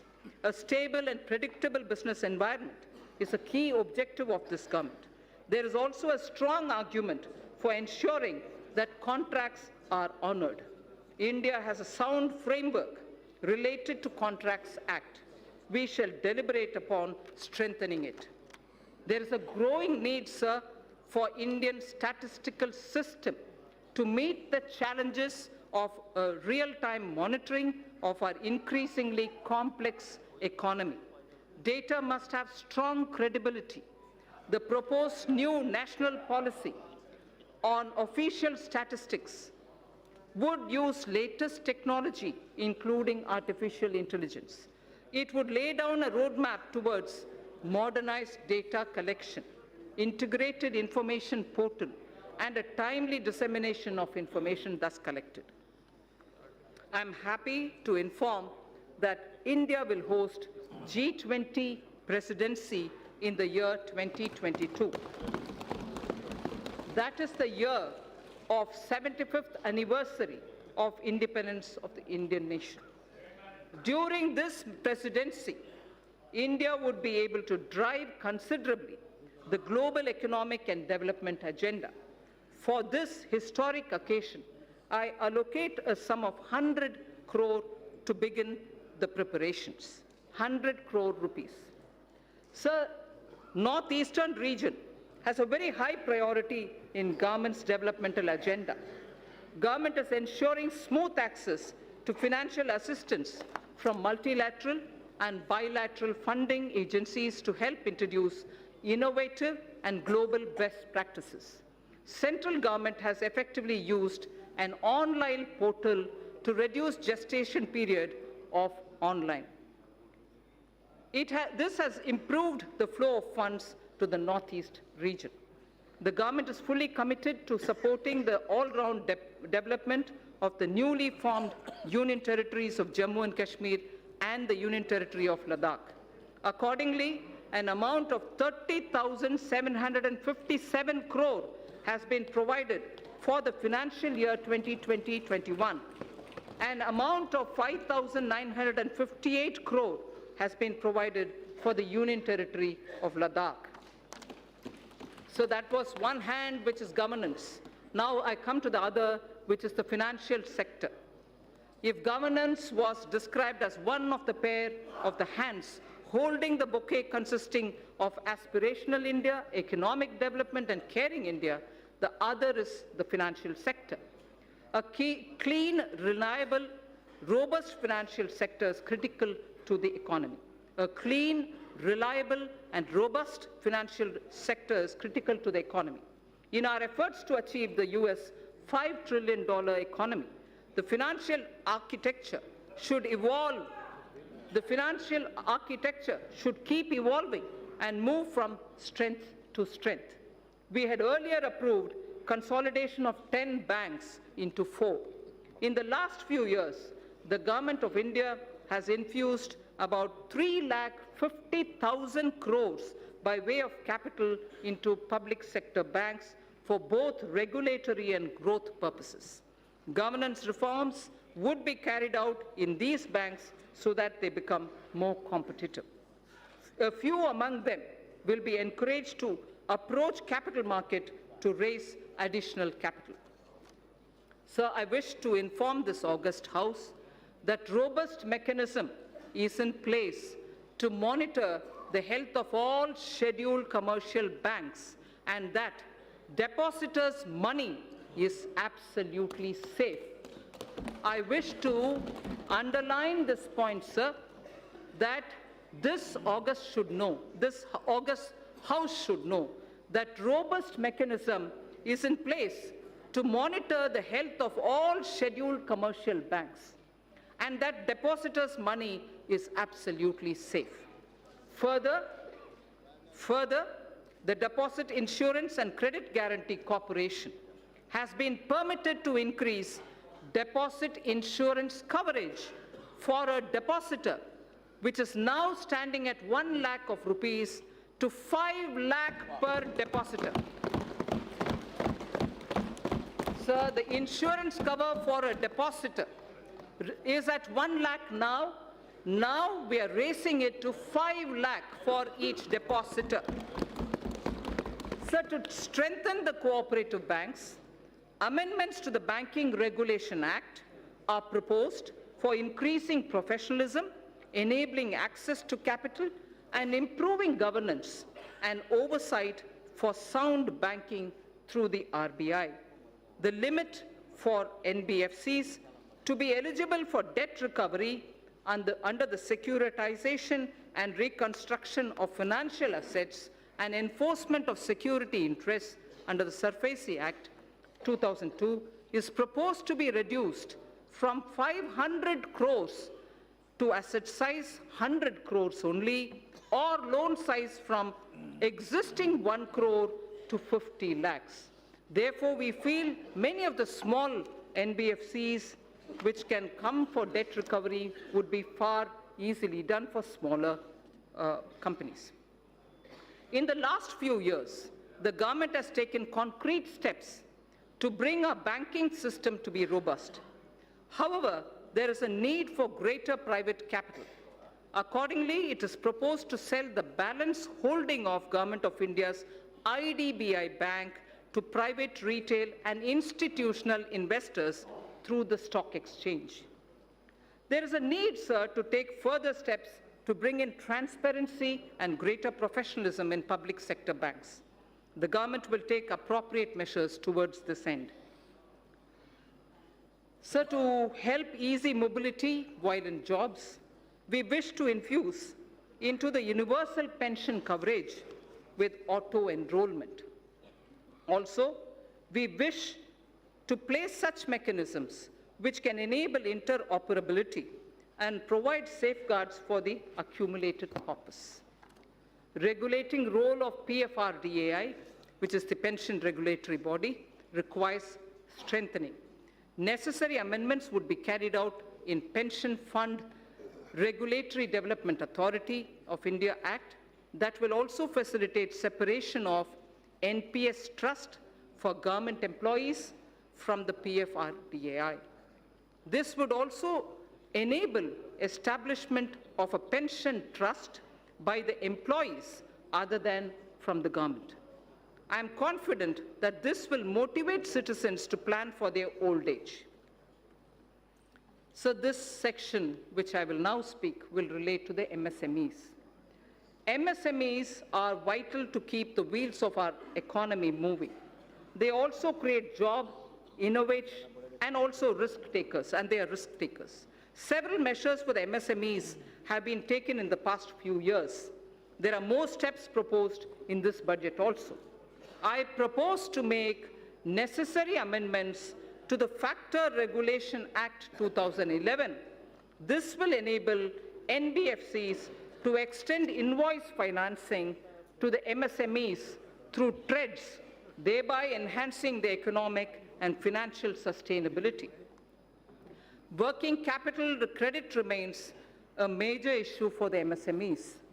It is proposed to introduce a scheme to provide subordinate debt for entrepreneurs of MSMEs. This subordinate debt to be provided by banks would count as quasi-equity and would be fully guaranteed through the Credit Guarantee Trust for medium and small entrepreneurs. The corpus of the CGT MSC would accordingly be augmented by the government. More than 5 lakh MSMEs have benefited from restructuring of debt permitted by RBI in the last year. The restructuring window was to end on 31st March 2020. Government has asked RBI to consider extending this window till 31st March 2021, one more year, so that whoever wants, they can go and approach. An app-based invoice financing loans product will be launched. This will obviate the problem of delayed payments and consequential cash flow mismatches for the MSME. Many mid-sized companies are successful domestically, but not in export markets. For selected sectors such as pharmaceuticals, auto components, and others, we propose to extend hand-holding support for technology upgradations, R&D, business strategy planning, and so on. A scheme of 1,000 crore rupees will be anchored in the Exim Bank together with the SIDB. Both these institutions would contribute 50 crores each. This 100 crore would be achieved towards equity and technical assistance. Debt funding of 900 crores from banks would be made available. Sir, financial markets. I would like to give a few of the major steps and initiatives being taken by the government for the financial markets. Last year in my budget speech, sir, I had mentioned about deepening the bond markets. To achieve the aspirational growth rate, we would require flow of capital in our financial system. A lot of work has been done on this in consultation with the RBI. Honorable Speaker, sir, I am pleased to inform this House of the developments. Certain specified categories of government securities would be opened fully for non-resident investors, apart from being available to domestic investors also. The limit for FPI in corporate bonds, currently at 9% of outstanding stocks, will be increased to 15% of the outstanding stock of corporate bonds. To improve investors' confidence and to expand the scope of credit default swaps, we propose to formulate a legislation to be placed soon before this House for laying down a mechanism for netting of financial contracts. The debt-based exchange-traded fund, the ETF, recently floated by the government was a big success. Government proposes to expand this by floating a new debt ETF consisting primarily of government securities. This will give retail investors access to government securities as much as giving an attractive investment for pension funds and long-term investors. So to address the liquidity constraints of the NBFCs and the HFCs, this was very much talked about between July and December last year, sir, 2019. Liquidity constraints was very frequently mentioned to us. So to address liquidity constraints of the NBFCs and the housing finance corporations, post the Union Budget 2019-20, the government formulated a partial credit guarantee scheme for the NBFCs. To further the support of providing liquidity, a mechanism would be devised. Government will offer support by guaranteeing securities that are so floated. Infrastructure financing. Government's commitment for investment in infrastructure was reiterated when 103 lakh crore national infrastructure pipeline products were announced. I would also like to inform that about 22,000 crores of rupees has already been provided as support for infrastructure pipeline. On December 31st, if honorable members would recall, the national pipeline consisting of more than 6,500 projects were announced.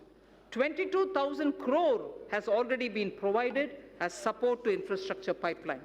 This would cater for equity support to infrastructure finance companies such as the IIFCL and a subsidiary which is of NIIF. So two institutions, IIFCL and the subsidiary of NIIF, take it. They would leverage it as permissible to create financing pipeline of more than 1 lakh crores. This would create a major source of long-term debt financing for infrastructure projects and fulfill a long-awaited requirement. Sir, the IFSC, GIFT City, has the potential to become a center of international finance as well as a center for high-end data processing. GIFT IFSC has an approved free trade zone for housing vaults. It already has 19 insurance entities, 40 banking entities. It has also provided for setting up of precious metals, testing laboratories for them, and refining facilities also. With the approval of the regulator, GIFT City would now set up an international bullion exchange in GIFT City IFSC as an additional option for trade by global market participants. This will enable India to enhance its position worldwide, create jobs in India, and will lead to better price discovery of gold. Sir, in the recent years, there has been a surge in trading volumes of Indian rupee in the offshore financial centers. The government and the RBI has taken various measures to permit rupee derivatives to be traded in the International Financial Services Center at GIFT City, Gujarat. So just a very quick word on disinvestment.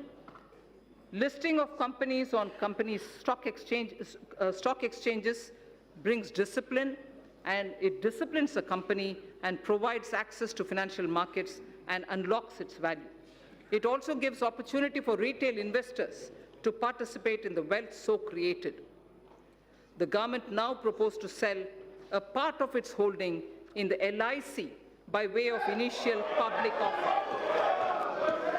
Initial public offer. Sir, fiscal management. The 15th Finance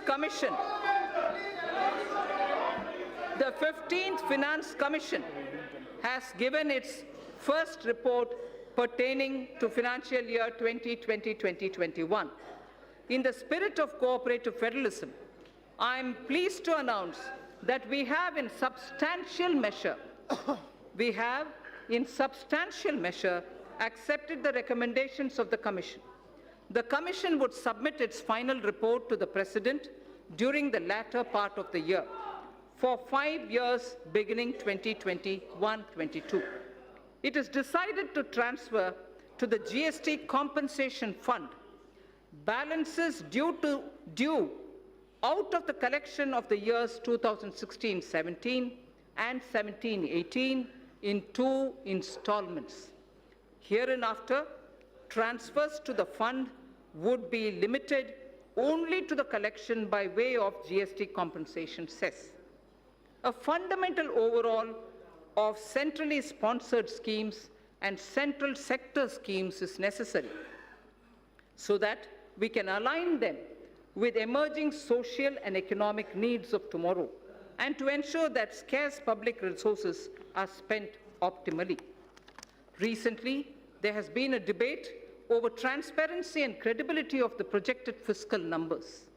Let me assure the House that the procedure adopted is compliant with the FRBM Act. This is also consistent with the practices hitherto followed. However, for greater clarity,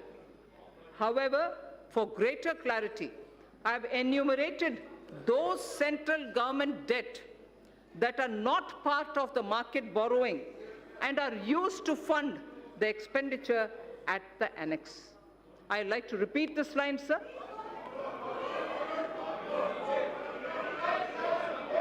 I'd like to repeat this line, sir. For greater clarity, I have enumerated those central government debts that are not part of market borrowing and are used to fund the expenditure at the annex. Servicing of interest and repayment of these debts, servicing of interest and repayment of these debts as hitherto done are done out of Consolidated Fund of India. So now I come to some numbers. Revised estimates of expenditure for the financial year 2019-20 are at a level of 26.99 lakh crores, and the receipts are estimated at 19.32 lakh crores. we have estimated nominal growth of GDP for the year 2020-21 on the basis of trends available at 10%. Accordingly,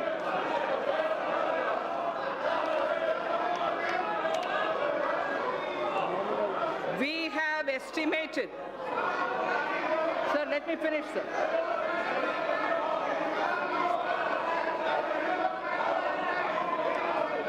So we have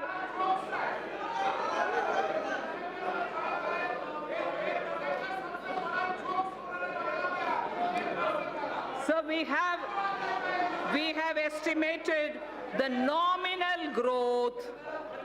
We have estimated the nominal growth of GDP for year 2020-21 on the basis of trends available at 10%. Accordingly, receipts for the year 2020-21 are estimated at 22.46 lakh crores.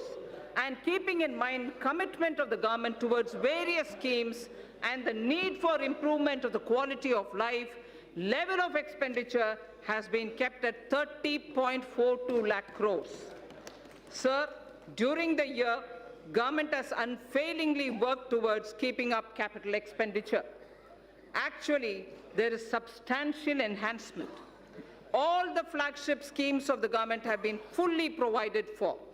Details may be seen in the annexes to the printed copy of my speech. Every budget must appropriately address the issue of fiscal deficit. Every budget must appropriately address the issue of fiscal deficit. Recently, government has undertaken very significant tax reforms for boosting investment. However, expected tax buoyancy will take time. We estimate a fiscal deficit of 3.8% in RE 2019-20 and 3.5% for BE 2020-2021. This estimation is consistent with the government's abiding commitment to macroeconomic stability, and it comprises of A, 3.3 for year 2019-20 and 3 for the 2020-2021 budget estimate, and B, Section 4.2 of the FRBM Act, which provides for a trigger mechanism for a deviation from the estimated fiscal deficit on account of structural reforms in the economy with unanticipated fiscal implications.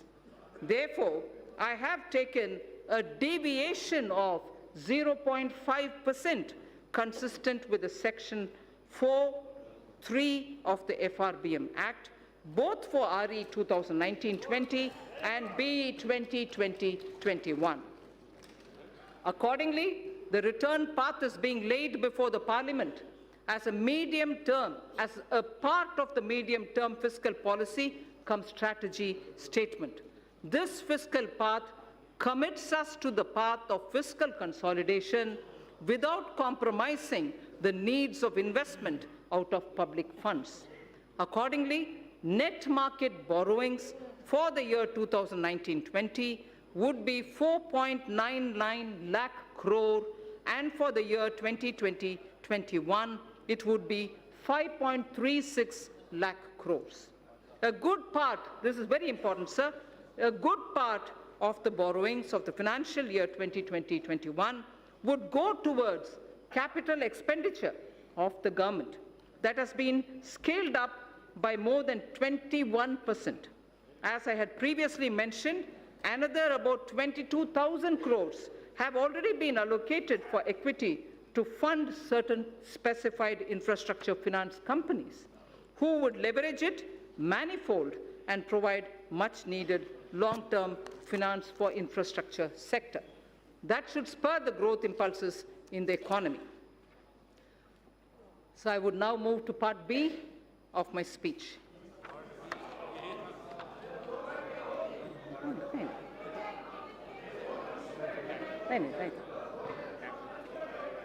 direct tax. Hey, hey. No, thanks. Sir, part B of my speech starts with direct tax, sir. Honorable Speaker, sir, our government has spearheaded radical fiscal measures to ensure that Indian economy continues to tread the path of high growth. There are times when countries are competing with each other like never before to become the most attractive destination for doing business. Therefore, to make sure that India stays globally competitive and a favored destination for investment, we took a bold historic decision of reducing the corporate tax rate for new companies in the manufacturing sector to an unprecedented level of 15%. Similarly, for the existing companies, the rate has also been brought down to 22%, which is the lowest in the world now. This will enable companies to expand their businesses and make fresh investments in the coming future. Though we will have loss of substantial revenue due to these measures in the short run, I'm certain that our economy will reap huge returns on this score in due course. So one quick verse from Raghuvamsa, written by Kalidasa.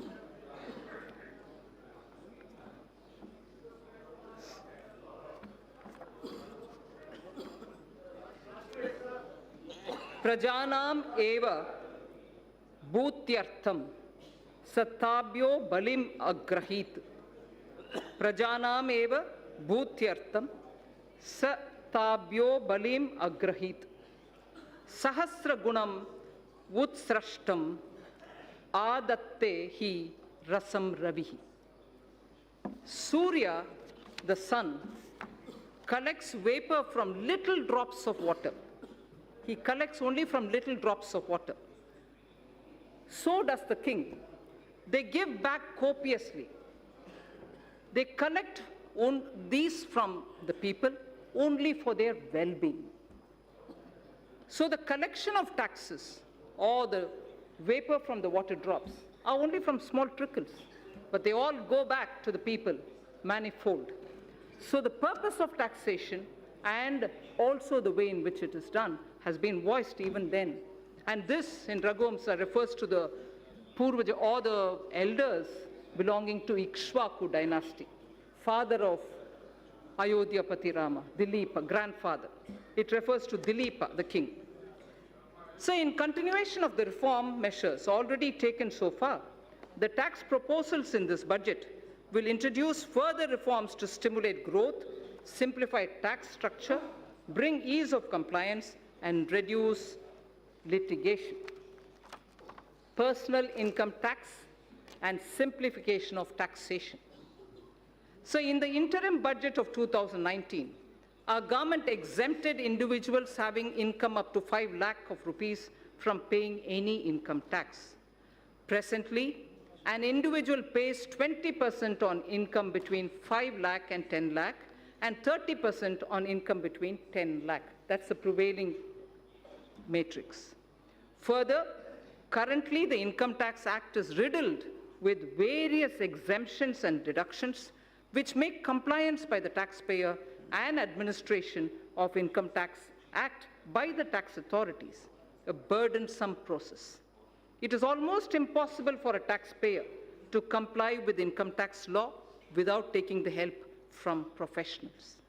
In order to provide significant relief to the individual taxpayers and to simplify the income tax law, I propose to bring a new simplified personal income tax regime wherein income tax rates will be significantly reduced for the individual taxpayers who forego certain deductions and exemptions. Under the new regime, sir, an individual shall be required to pay tax at the reduced rate of 10% for income between 5 lakhs to 7.5 lakhs against the prevailing 20%. So Anyone who's earning between 5 to 7.5 lakhs, sir, today pays 20%. We are now reducing it in the new regime, which is devoid of exemptions, to 10% only. So 20% comes down to 10%. Sir, the next example. For income between 7.5 lakhs to 10 lakhs, I earlier said about 5 to 7.5, now I'm saying about 7.5 to 10 lakh.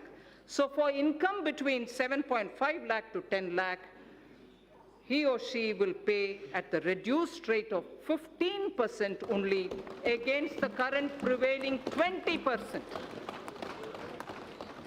Sir, similarly, for the income between 10 lakhs to 12.5 lakhs, presently the tax is 30%. For income between 10 lakh to 12.5 lakh, the present prevailing rate is 30%. That is now being brought down to 20% only. Sir, the income between, I spoke about 10 to 12.5 lakhs. Now, 12.5 lakhs to 15 lakhs will be taxed. At the moment, 12.5 to 15 lakhs is taxed at 30%. Now, those earning between 12.5 lakhs to 15 lakhs will be charged at 25% only. Sir, incomes above 15 lakhs will be continued at 30%, but no exemptions at all. Those earning up to 5 lakhs shall not pay any tax either in the old regime or in the new regime. So the proposed tax structure will provide significant relief to taxpayers and more so to those in the middle class. I just want to very clearly read out 0 to 2.5 lakh, exempt now, will be exempt in the new scheme also. 2.5 lakhs to 5 lakhs, 5% now will be 5% in the new tax rate. 5 to 7.5 lakhs, 20% now will become 10% in the new rate. 7.5 to 10 lakhs, 20% now will be 15% in the new. 10 to 12.5 lakh, 30% now will now come to 20%. 12.5 to 15 lakh, 30% now, 25% in the new rate. Above 15 continues at 30%.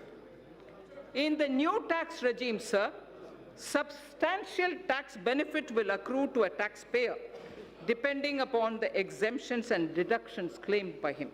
For example, just to make it clear, for example, a person earning 15 lakh of rupees in a year and not availing any deductions whatsoever will pay 1,95,000 as compared to 2,73,000 that is paying now in the old regime.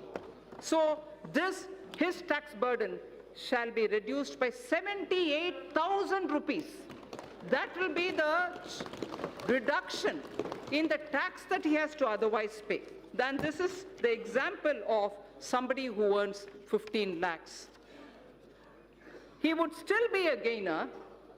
He would still be a gainer in the new regime even if he was taking deduction of 1.5 lakh under various sections of Chapter 6A of the Income Tax Act under the old regime.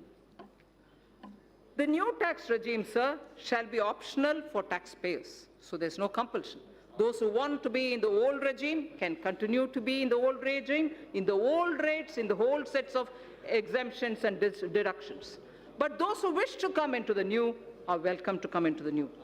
An individual who is currently availing more deductions and exemptions under the Income Tax Act may choose to avail them and continue to pay the tax in the old regime.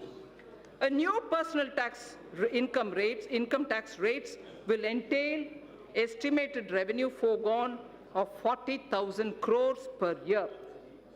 We have also initiated measures to pre-fill income tax return so that an individual who opts for the new regime would need no assistance from an expert to file his return and pay income tax.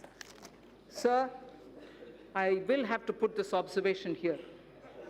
In order to simplify income tax system, I have reviewed all the exemptions and deductions which got incorporated in the income tax legislation over the past several decades. In fact, I have that list with me, sir, somewhere.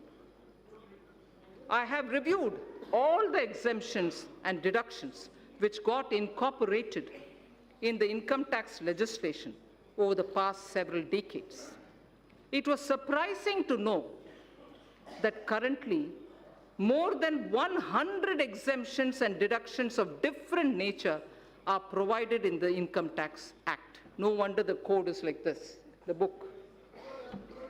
I have removed around 70 of them. I have removed around 70 of them in the new simplified regime. We will review and rationalize the remaining exemptions and deductions in the coming years, with a view to further simplifying the tax system and lowering tax rates.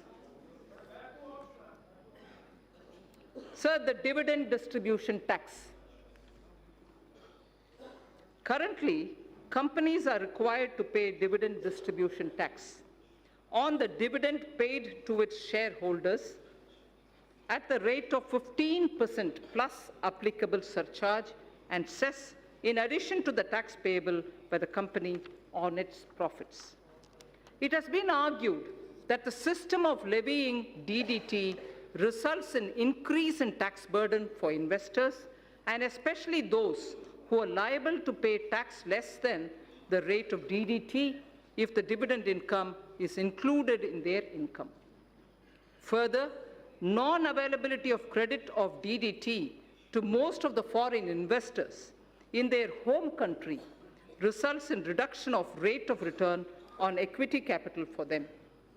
In order to increase the attractiveness of the Indian equity market and to provide relief to a large class of investors, I propose to remove the DDT and adopt the classical system of dividend distribution tax, under which companies would not be required to pay DDT. The dividend shall be taxed only in the hands of the recipients at their applicable rates. Further, in order to remove the cascading effect, I also propose to allow deduction for the dividend received by holding company from its subsidiary. The removal of DDT will lead to estimated annual revenue foregone of 25,000 crores. This is another bold move, sir, which will further make India an attractive destination for investment. Sir, concessional rate for electricity generation companies. In order to give boost to the manufacturing sector, new provisions were introduced in September 2019, offering a concessional corporate tax rate of 15% to the newly incorporated domestic companies in the manufacturing sector, which start manufacturing by March 31st, 2023, the corporate rate cut which happened in September. In order to attract investment in power sector, I propose to extend the concessional corporate tax rate cut down to 15% to new domestic companies engaged in the generation of electricity as well, so that corporate rate, which came down to 15% for the new manufacturing companies, will now be available even for power generation companies too.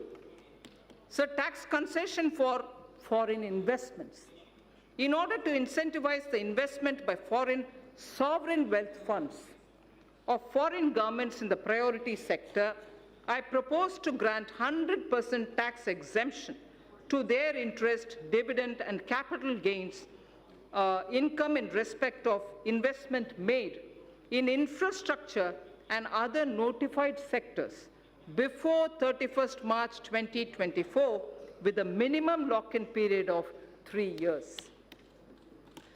Honorable Speaker, sir, in order to make available foreign funds at lower cost, I propose to extend the period of concessional withholding rate of 5% under Section 194 LC for interest payment to non-residents in respect of monies borrowed and bonds issued up to 30th June 2023.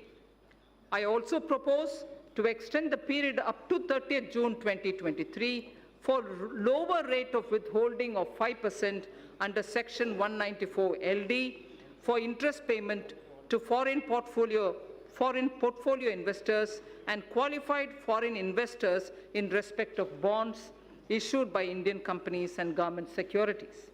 I further propose to extend the concessional rate of withholding of 5% under Section 194 LD to the interest payment made on the municipal bonds.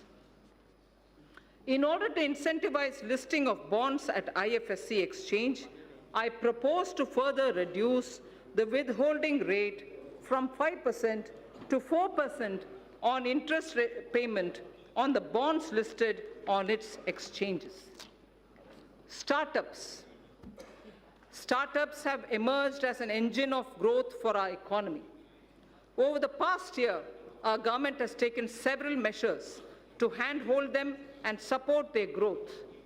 During their formative years, startups generally use Employee Stock Option Plan, the ESOP, to attract and retain highly talented employees.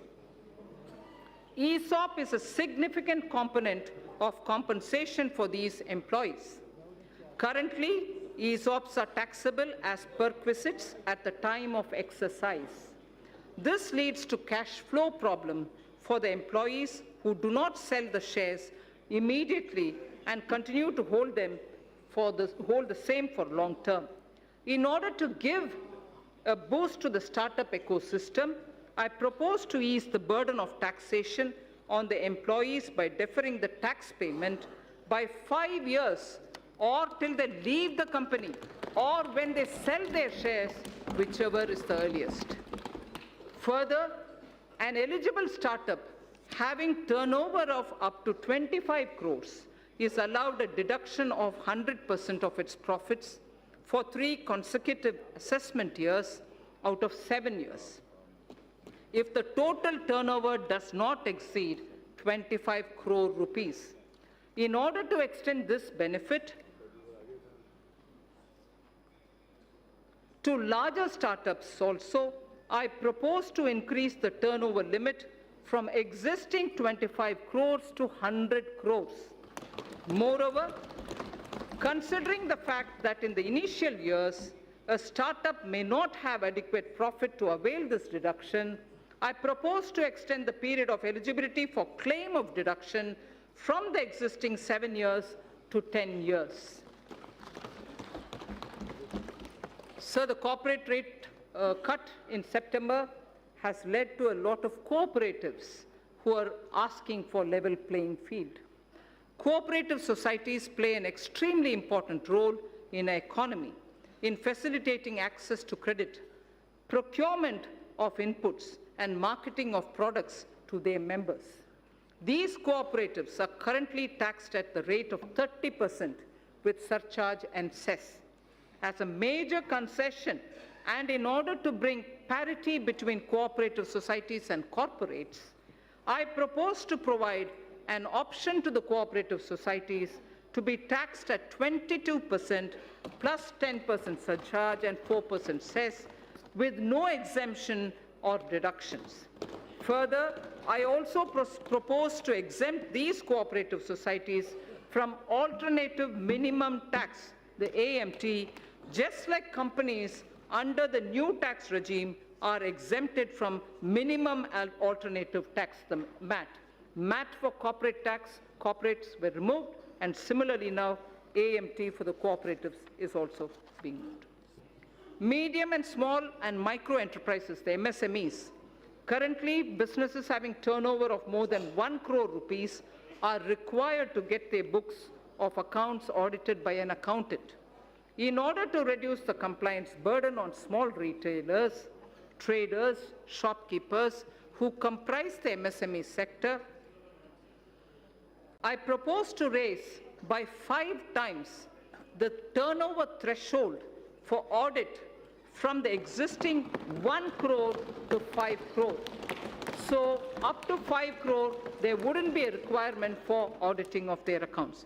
Further, in order to boost less cash economy, I propose that the increased limit shall apply only to those businesses which carry out less than 5% of their businesses and business transactions in cash. So we wish to move to greater digitization.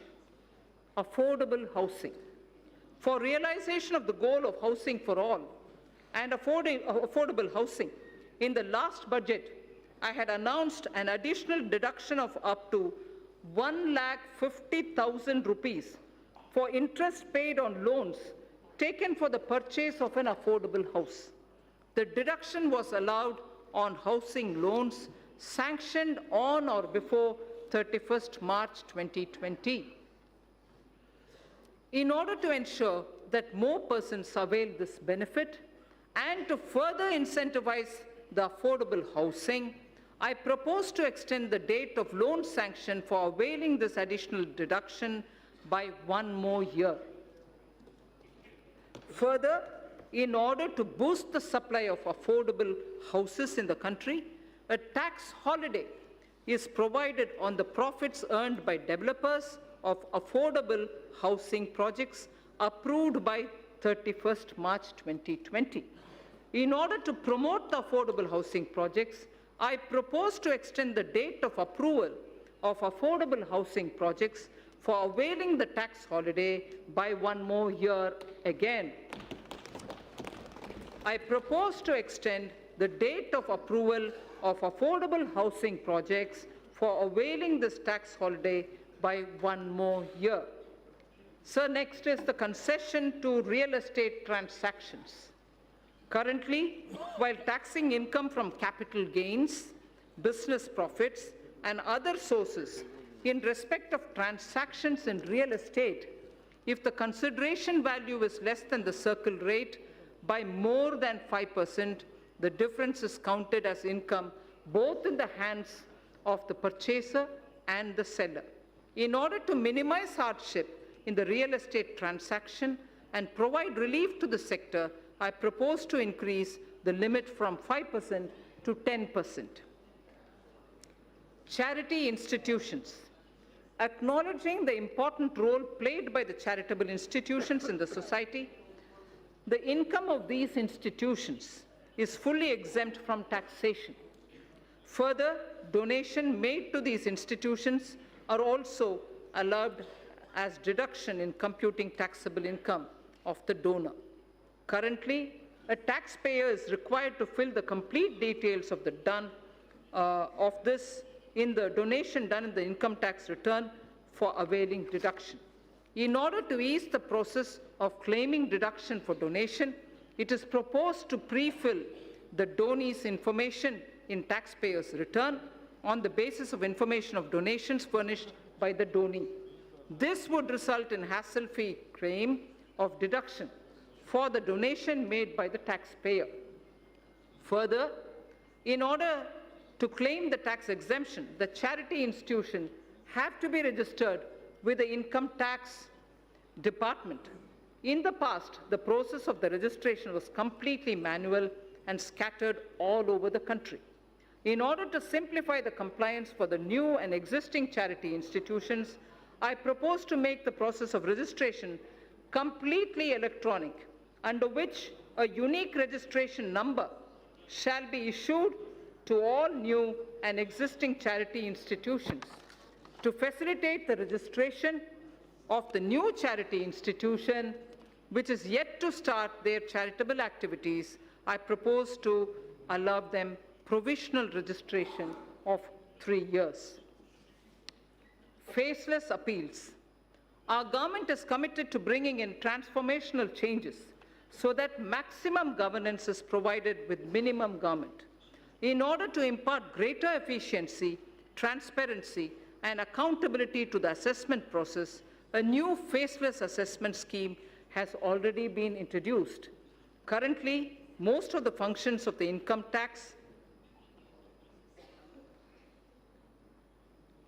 Currently, most of the functions of the income tax department, starting from the filing of return, processing of returns, issuance of refunds, and assessment are performed in the electronic mode without any human interface.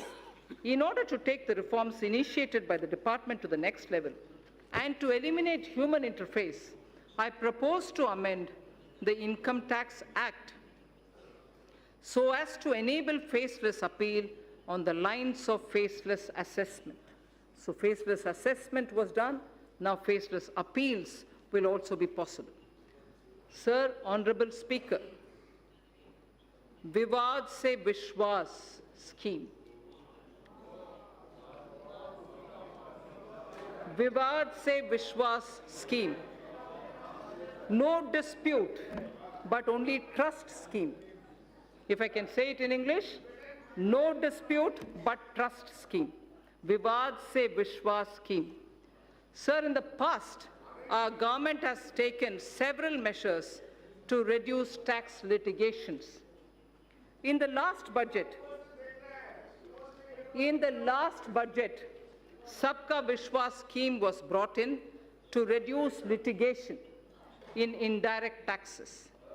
It resulted in settling over 1,89,000 cases. Currently, there are 4,83,000 direct tax cases. 4,83,000 direct tax cases pending in various appellate forums, Commissioner of Appeals, Income Tax Appellate Tribunal, High Court, Supreme Court, and so on.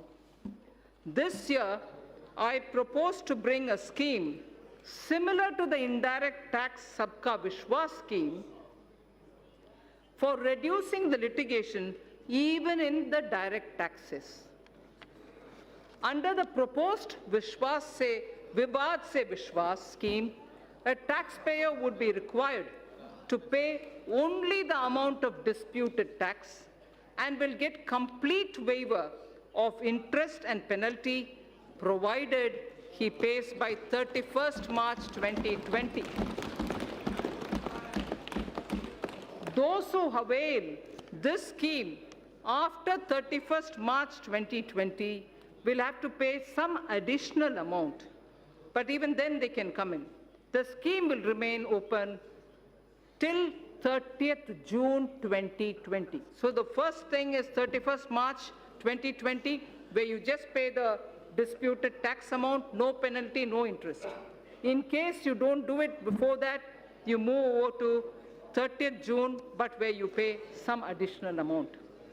Taxpayers in whose cases appeals are pending at any level can benefit from this scheme. I hope that taxpayers will make use of this opportunity to get relief from vexatious litigation process. So losses of merged banks.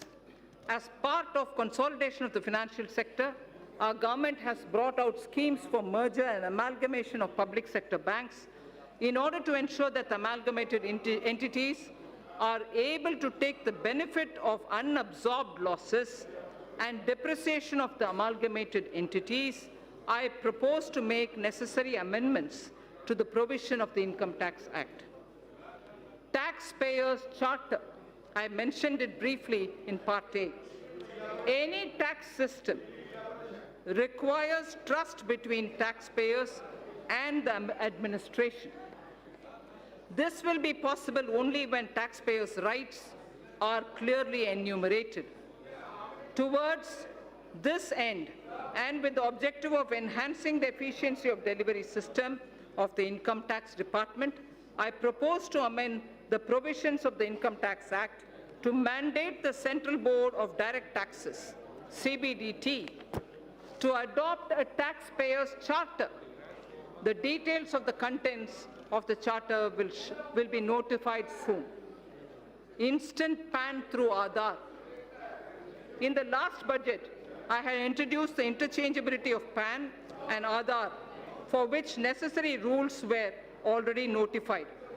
In order to further ease the process of allotment of PAN, soon we will launch a system under which PAN shall be instantly allotted online on the basis of Aadhaar without any requirement for filling up of detailed application form.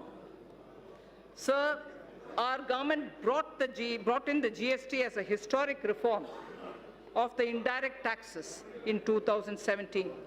We also took a path-breaking step of simplifying and rationalizing corporate tax in September 2019.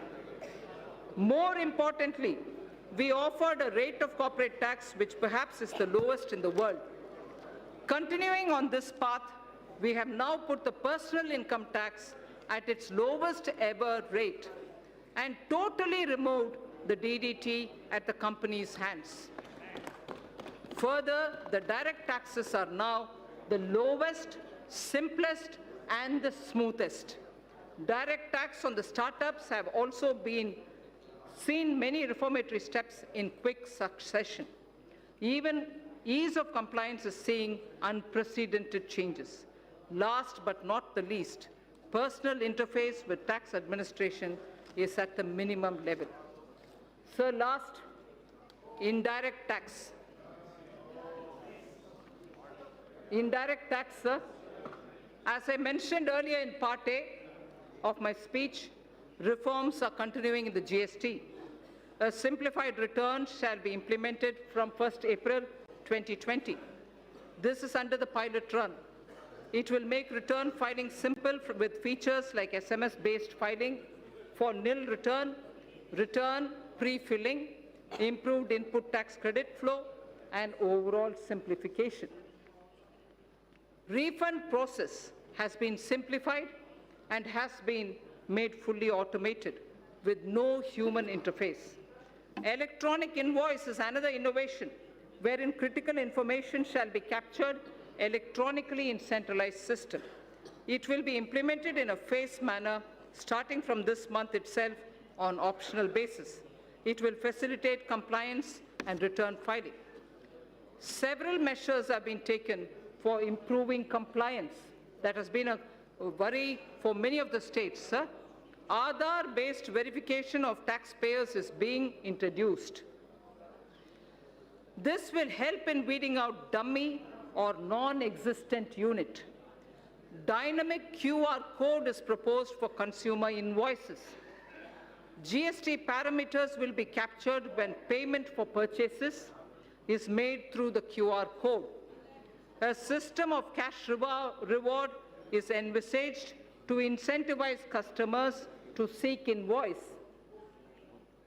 Deep data analytics and AI tools are being used for crackdown on GST input tax credit refund, input tax credit refund, and other frauds, and to identify all those who are trying to game the system. Invoice and input tax credit matching is being done, wherein returns having mismatch more than 10% or above a threshold are identified and pursued. Significant policy level changes have also been made. GST rate structure is also being deliberated upon so as to address issues like inverted duty structure. Customs. A number of measures have been taken for ease of doing business.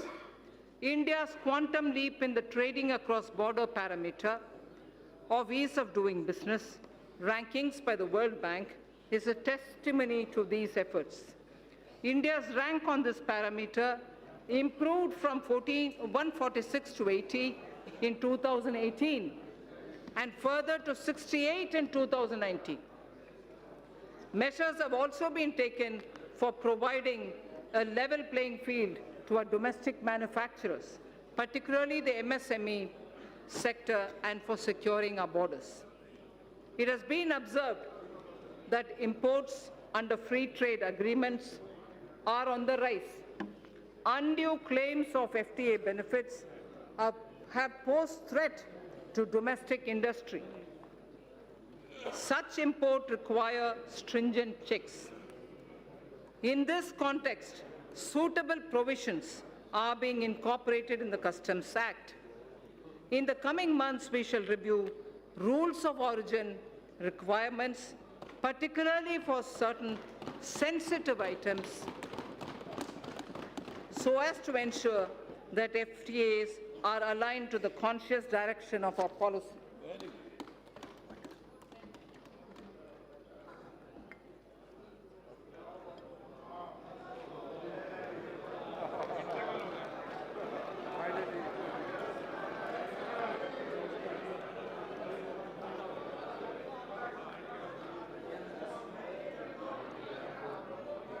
Speaker, sir, we are also strengthening provisions relating to safeguard duties, which are applied when surge in imports causes serious injury to domestic industry.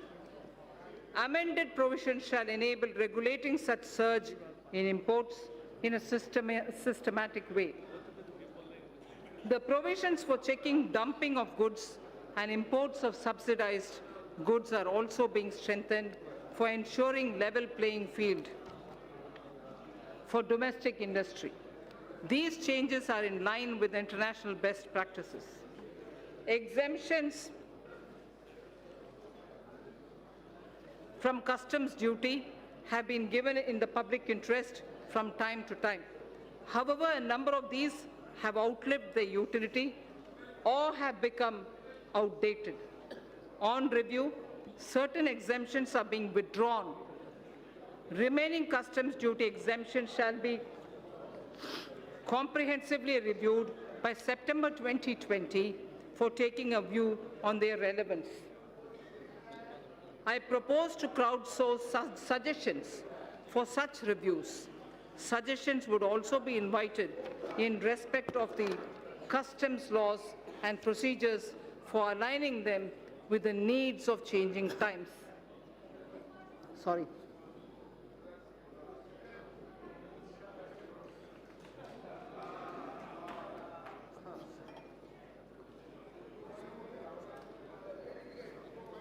Labor-intensive sectors in MSME are critical for employment generation. Cheap and low-quality imports are impediment to our growth. Special attention has been taken to put measured restraint on import of these items, which are being produced by our MSMEs with better quality. Keeping in view the need of the sector, customs duty is being raised on items like footwear and furniture. Our policy of Make in India has started giving dividends. Need more water.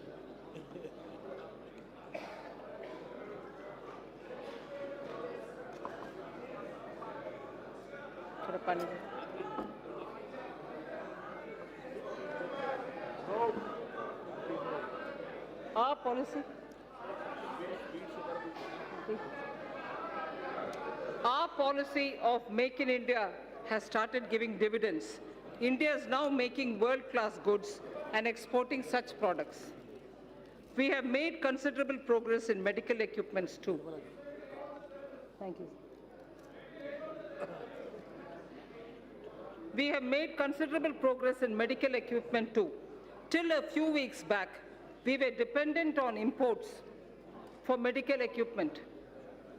Now, not only we are manufacturing medical equipment, but also exporting them in large quantities. This sector deserves further fillip. Government has also been committed to provide health services to all. Ayushman Bharat has made it possible to achieve the twin objectives of giving impetus to the domestic industry and also to generate resources for health services. I propose to impose a nominal health cess by way of duty of customs on the imports of medical equipment, keeping in view that these goods are now being made significantly in India.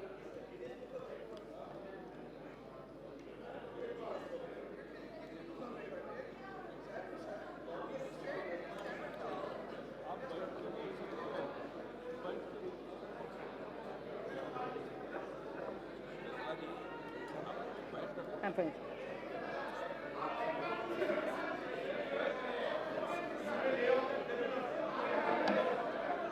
No. There are only 2 more pages. To achieve the twin objectives of giving impetus to the domestic industry and also to generate resources for health services.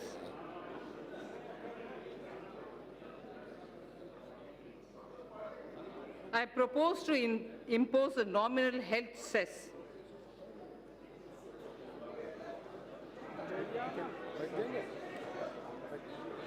Nirmala, should I give you a sweet? My apologies. Should I give? Yeah, in case you feel like having a sweet, just take something. So My apologies.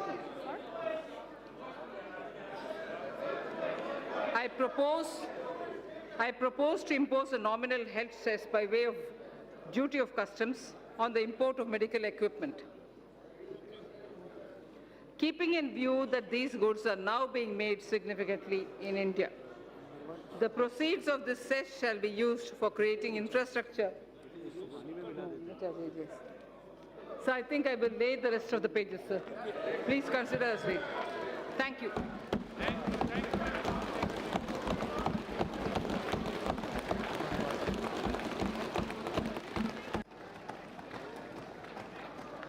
माननीय सदस्य please, माननीय सदस्य please अपने अपने स्थान बैठे आप।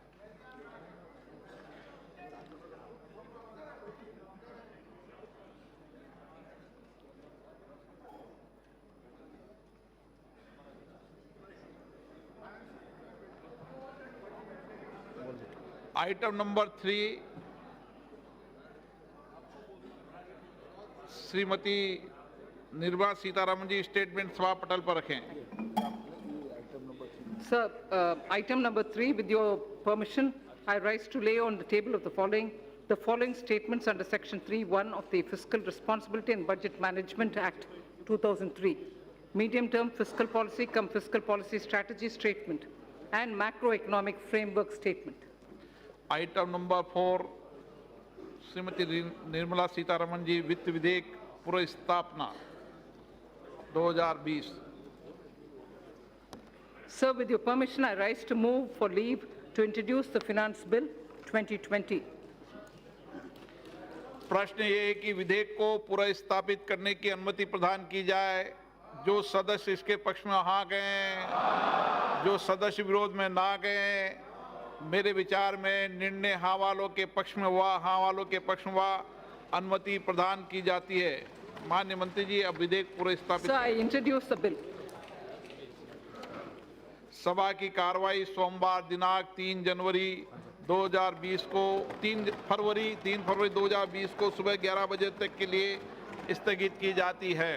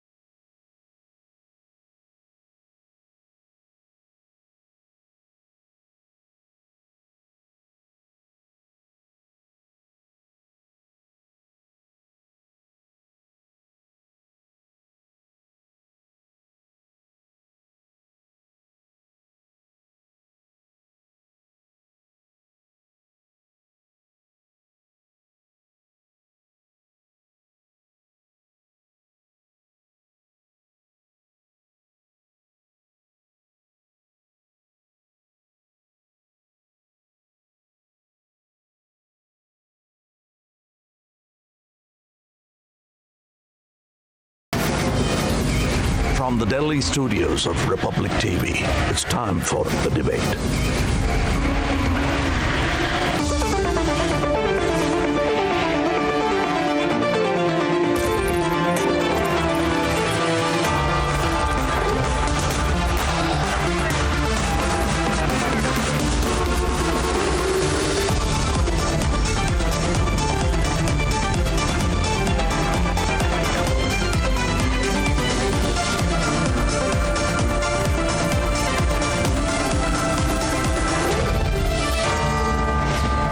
Arnab Goswami on The Debate at 10. Presented by Reliance Jio. Powered by RP Sanjeev Goenka Group. Ravin, Kent Kamai. In style partner, Raymond.